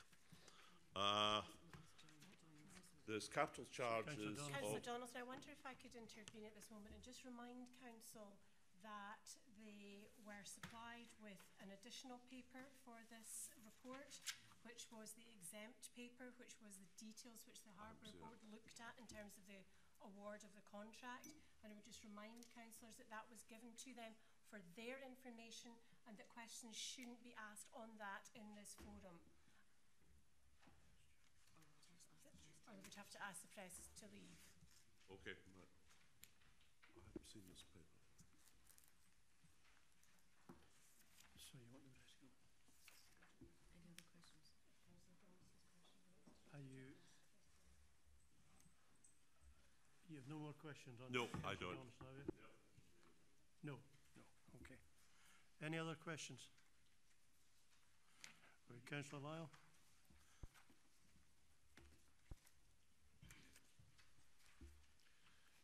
Thank you, Provost. In October 17, an update report was considered by the SP&R Committee. This provided an update on the delivery of the Perth Harbour Business Plan. In light of significant changes to ship movements and preparing actions to ensure the future viability of the harbour, which had also raised some concerns. Today's report provides an update on the harbour's financial position, and I am glad to say is in line with the budgeted position. I would like to draw colleagues' attention to an error in section 2.2 of the report, where the figures quote 287,000 instead of 28,700. On our behalf, the Harbour Board is keeping a close watch on its delivery, market conditions and harbour operations. As instructed by the SP&R Committee and agreed by the Board, a tender to outsource the harbour operations and to allow a new operator to develop commercial opportunities has been issued. The report recommends accepting the offer from Calmac Ferries Limited as the preferred bidder for the harbour operation services. This could be a game changer for the harbour by bringing a reputable national company with a proven track record in the provision of harbour, port, marine and ferry services across Scotland and indeed across the UK. Calmac currently operate more than 50 ports. I must also stress that the bid from Calmac has not been predicated on any dredging taking place, and we now have an opportunity to review the position in discussion with the new proposed operator. The report is also providing us with an update on the progress to obtain a Marine Scotland licence for the capital dredging. Provost, we are addressing the specific issues through active engagement with all stakeholders. As soon as the licence is granted, it is recommended to issue the dredging contract tender to firm up costs and timescales, after which a considered decision on whether to proceed with a dredging contract can be made. I'm happy to support the paper. Thank you, Councillor Lyle. Councillor Barrett. Thanks once again, Provost. The report provides details on the ongoing losses incurred by the harbour operations of 227,000 against a forecast deficit of 232. The report also covers the decrease in the number of ships, down 2 to 15 this year from 17 the previous year. The report also summarises some of the difficulties in maintaining harbour operations after the loss of the harbour master to a nearby competitor. Recruitment of the previous harbour master was problematic, and finding somebody with the drive and commercial acumen and contacts to replace him would be very difficult. Retention when the council can't compete on wages means there's a serious risk to business continuity moving forward. Paragraphs 219 and 220 summarise the downward trend in coastal freight, particularly for minor ports, all of which led to the tendering for outsourcing of harbour operations, and the good news is that there were 3 bids received, of which Calmac Ferries is the preferred bidder following assessment. Paragraphs 2.14 and 18 bring members up to date with the progress on the application for a dredging licence, and the report concludes that an alternative business model has been identified through the outsourcing of harbour operations to a third party, which will improve the harbour financial viability in the short term, again without the need for dredging, so happy to support. Thank you, Provost. Thank you, Councillor Barrett. Any comments on the report? Councillor Barrett, that was quick. I'm sure councillors would think it remiss of me not to remind them that the 16th of May is the 50th anniversary of the formal closure of the Harbour Branch Railway. Would that we still had it. Thank you. Councillor Drysdale. Thank you, Provost. I just wanted to highlight just a small additional error on, in addition to the one that Councillor Lyle has flagged up. At 2.3 on page 146, it says there is a net loss of 227,000, which is more than the budgeted net loss of 231,000. I think it should be, which is less than the budgeted net loss. Thank you for that, Councillor Drysdale. Councillor Dugan. Thank you, Provost. Just very quickly to add my welcome to that of the paper. I'm very happy to support it. I think this is an excellent opportunity to diversify the harbour use for Perth and to defray the fixed costs across a broader economic opportunity base, and that can only be good news for the economic fortunes of the harbour going forward. So I'm very, very happy to support. Thank you.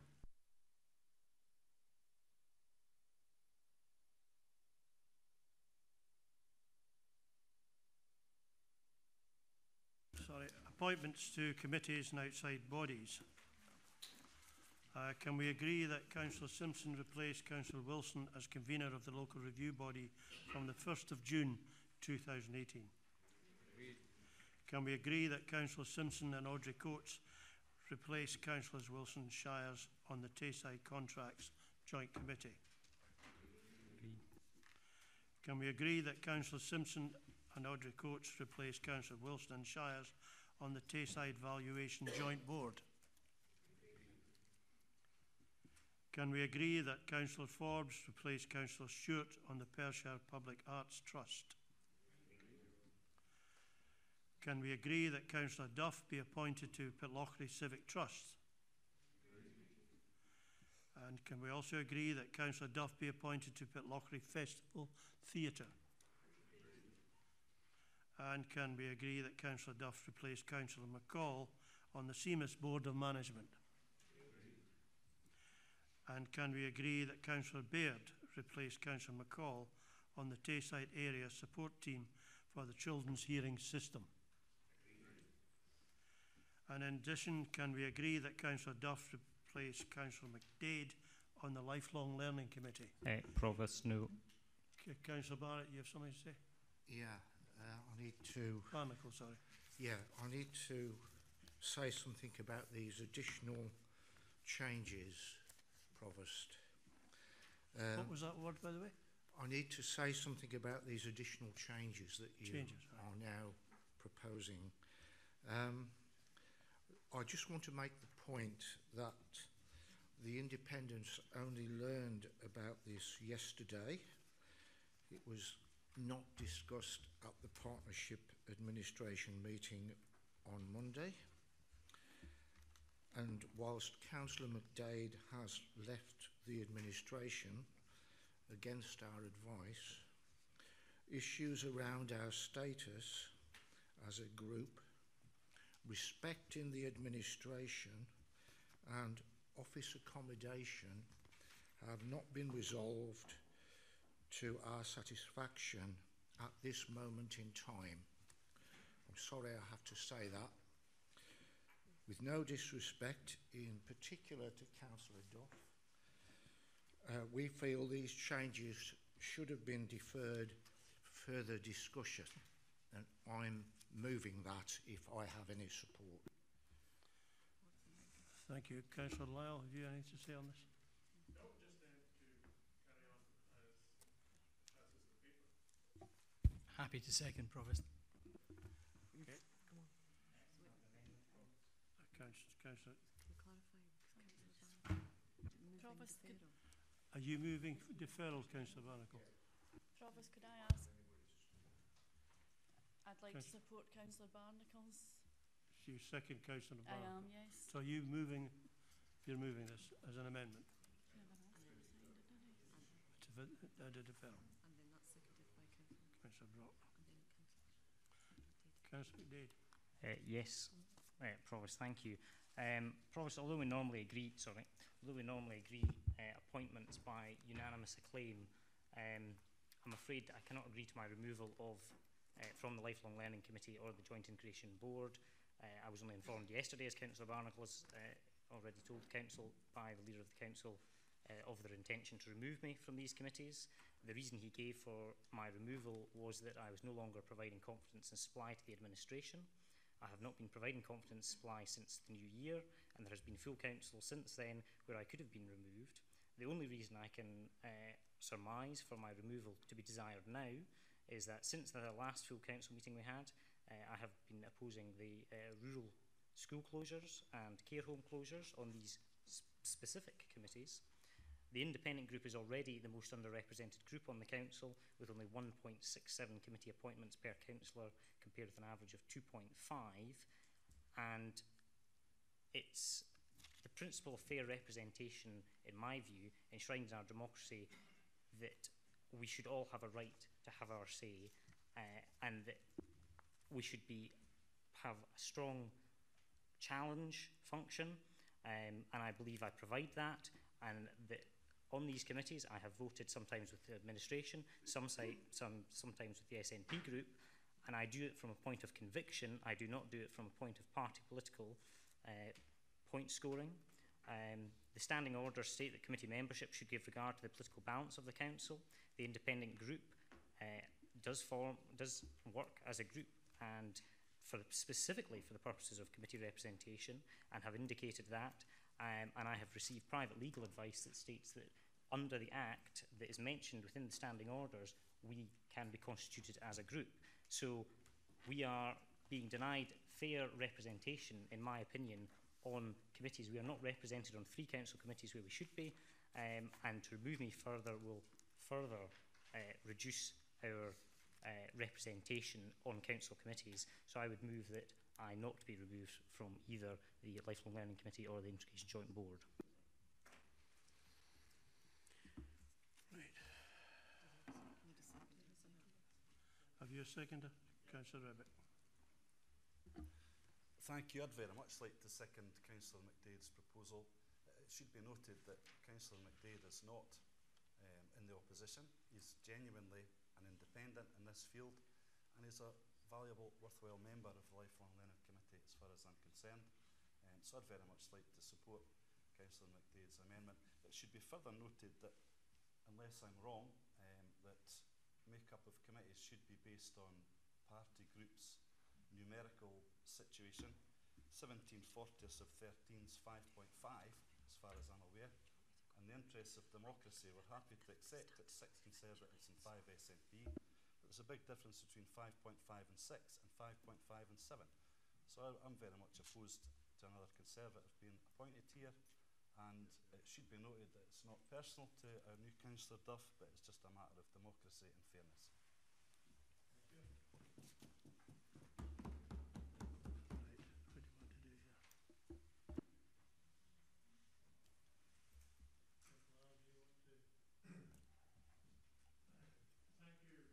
Provost, I've very little to add other than it is my responsibility to have a fair representation on the committees, and in the Lifelong Learning Committee we have a newly elected councillor, which is a Conservative member, and we have discussed with him, and it's appropriate that he should represent us on the Education Committee rather than what Councillor McDade, who has enjoyed a seat at present as a member of the administration and is no longer a member of the administration, as he has indicated. The timing of such things, he indicates, is inappropriate, but it is appropriate given we've just had a by-election given the death of Councillor Campbell. And I move the motion.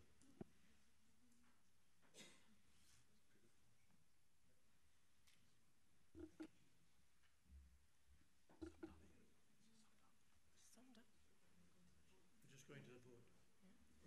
Comments? Oh, you could be. I'm asking for some advice of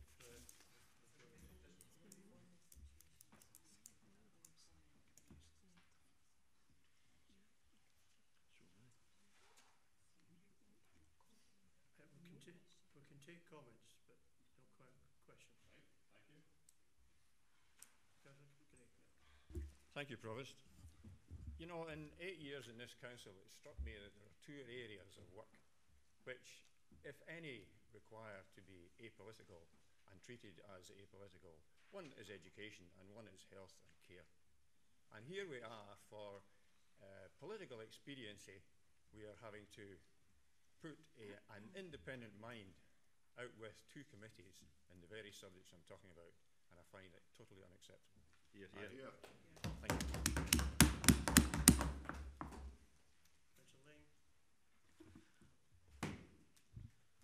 In my short time in the council, committees have always been divided numerically.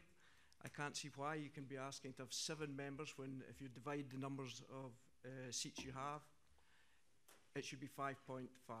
6 is fair enough, it's rounded up, 5.5 up to 6. This is the second time we've reached a position at the end of a council where the Conservative leadership has come forward with a ridiculous suggestion with no consultation. The last time the members within the Conservative Party agreed that we should not be awarding a councillor £3,000 extra money for a job that he was not doing. That was the first embarrassment. Now we're here again, trying to outdo democracy. Councillor McDade has not been a friend to the SNP in any great way or form. This is not a political matter. He should be entitled to maintain his position as an independent. There are 3 independents that are entitled to be represented, and if you, the people, members of the press, will see this as what it is, it's an affront to democracy. Hear, hear.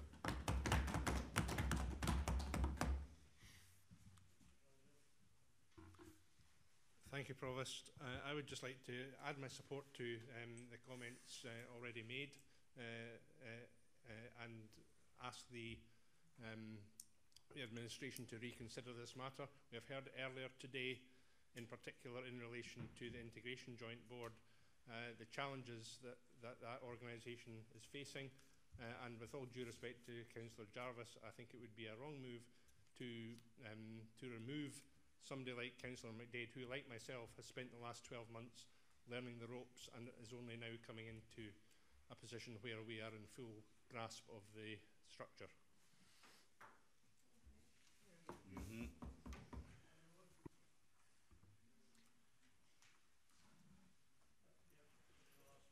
Yeah, thank you, Provost. I think I'll try and choose my words very carefully. First of all, no disrespect to Councillor Duff. I'm sure he'd be an excellent member of the Lifelong Learning Committee, but this is at odds with a couple of things that we've previously undertaken as the norm in this council, and that is, one of them is to recognise the independent group of councillors as a group.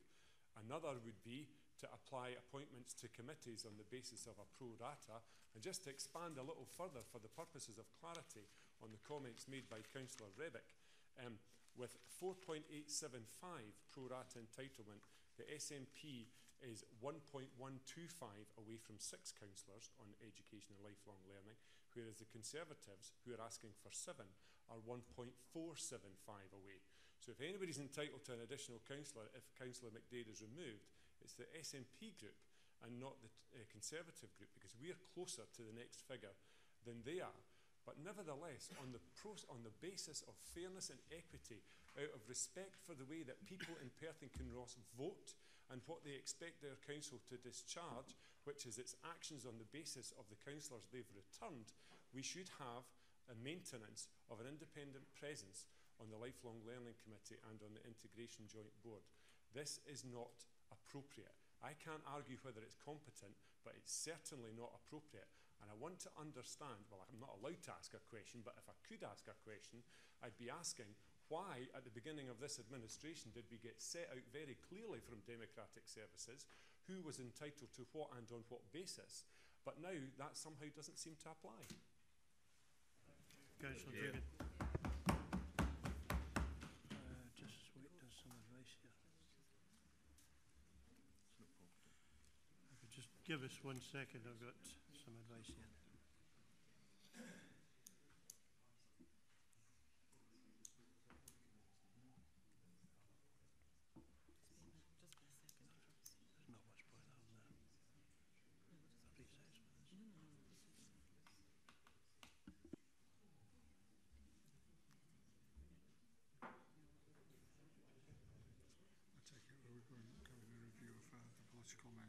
Decision-making process now. Seems that way. I wouldn't mind, just those two. Is there some motion of the Just those two things. It goes to a vote. Who first? Colin Stewart and Callum walked away, didn't he? Yeah. So they've kind of won it. Dave, Callum and Colin have gone. See you later.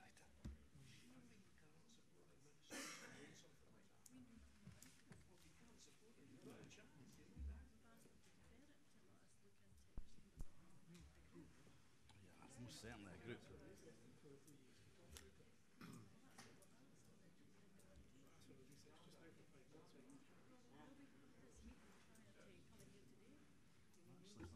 Provost, could we have a recess, please?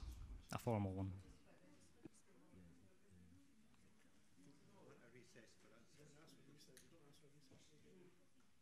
Provost, the recess is for us, not for officers. you're asking for a recess? Yes. Yes. No, that's what I was just pointing out, yeah. So can we have a recess of 5 minutes, please? Yes, please, Provost. I think that'd be a good idea.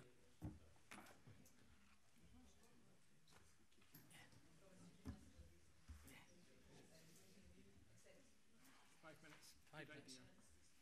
Good idea. Provost, this is a matter of extreme importance. So is it 5 minutes? Councillors, you'd like to take your seats?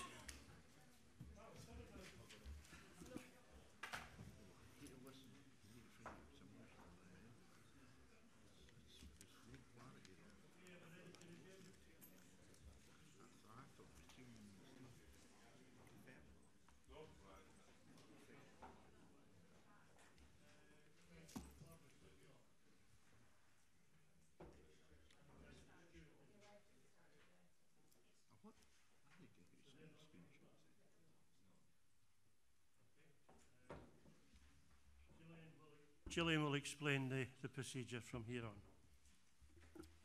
Thank you, Provost.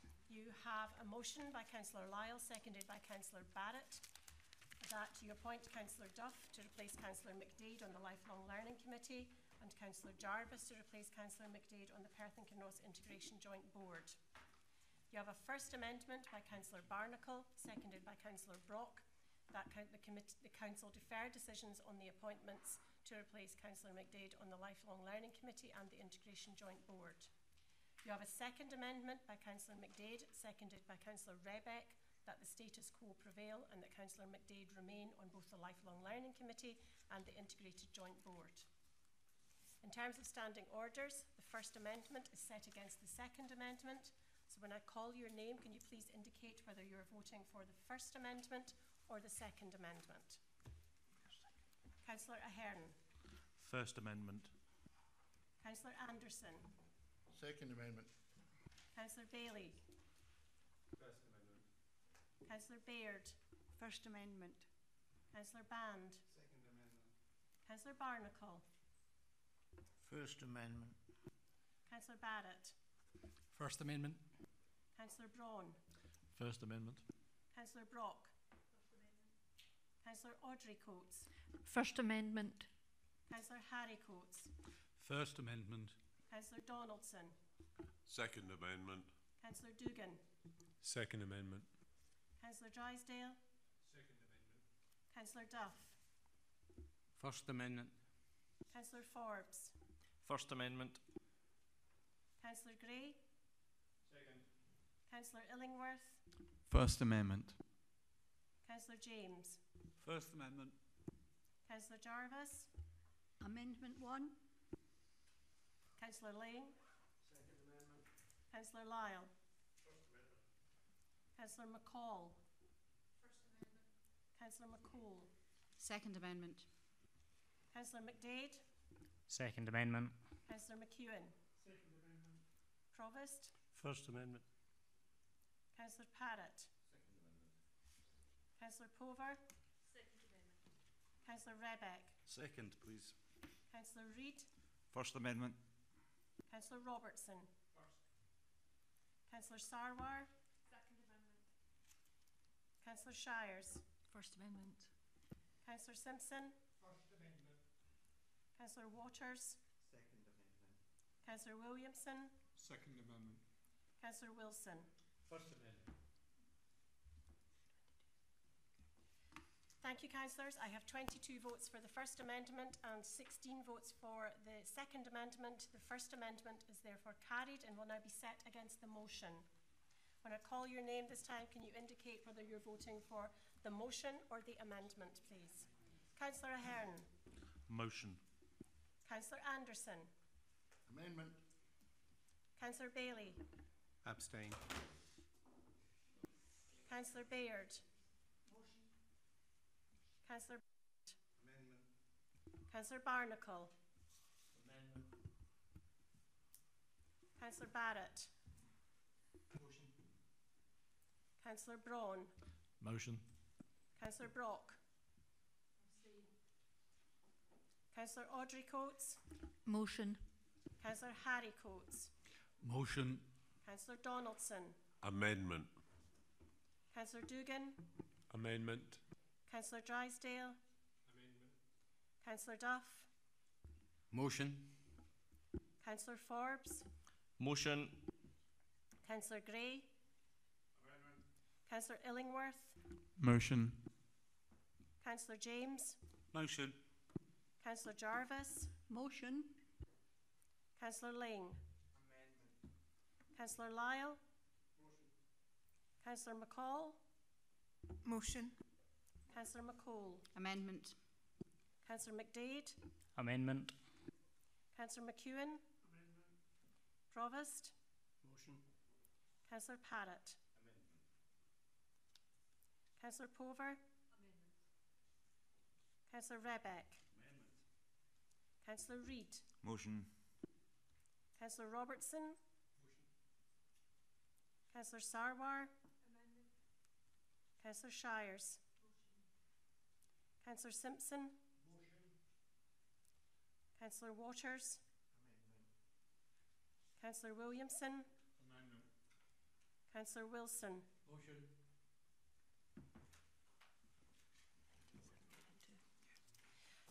Thank you, councillors. I have 19 votes for the motion, 17 votes for the amendment with 2 abstentions. The motion is therefore carried.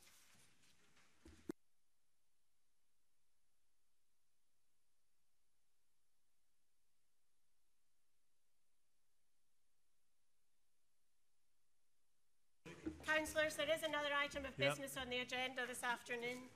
Just give me a couple of minutes. Right, so we've agreed on the first one.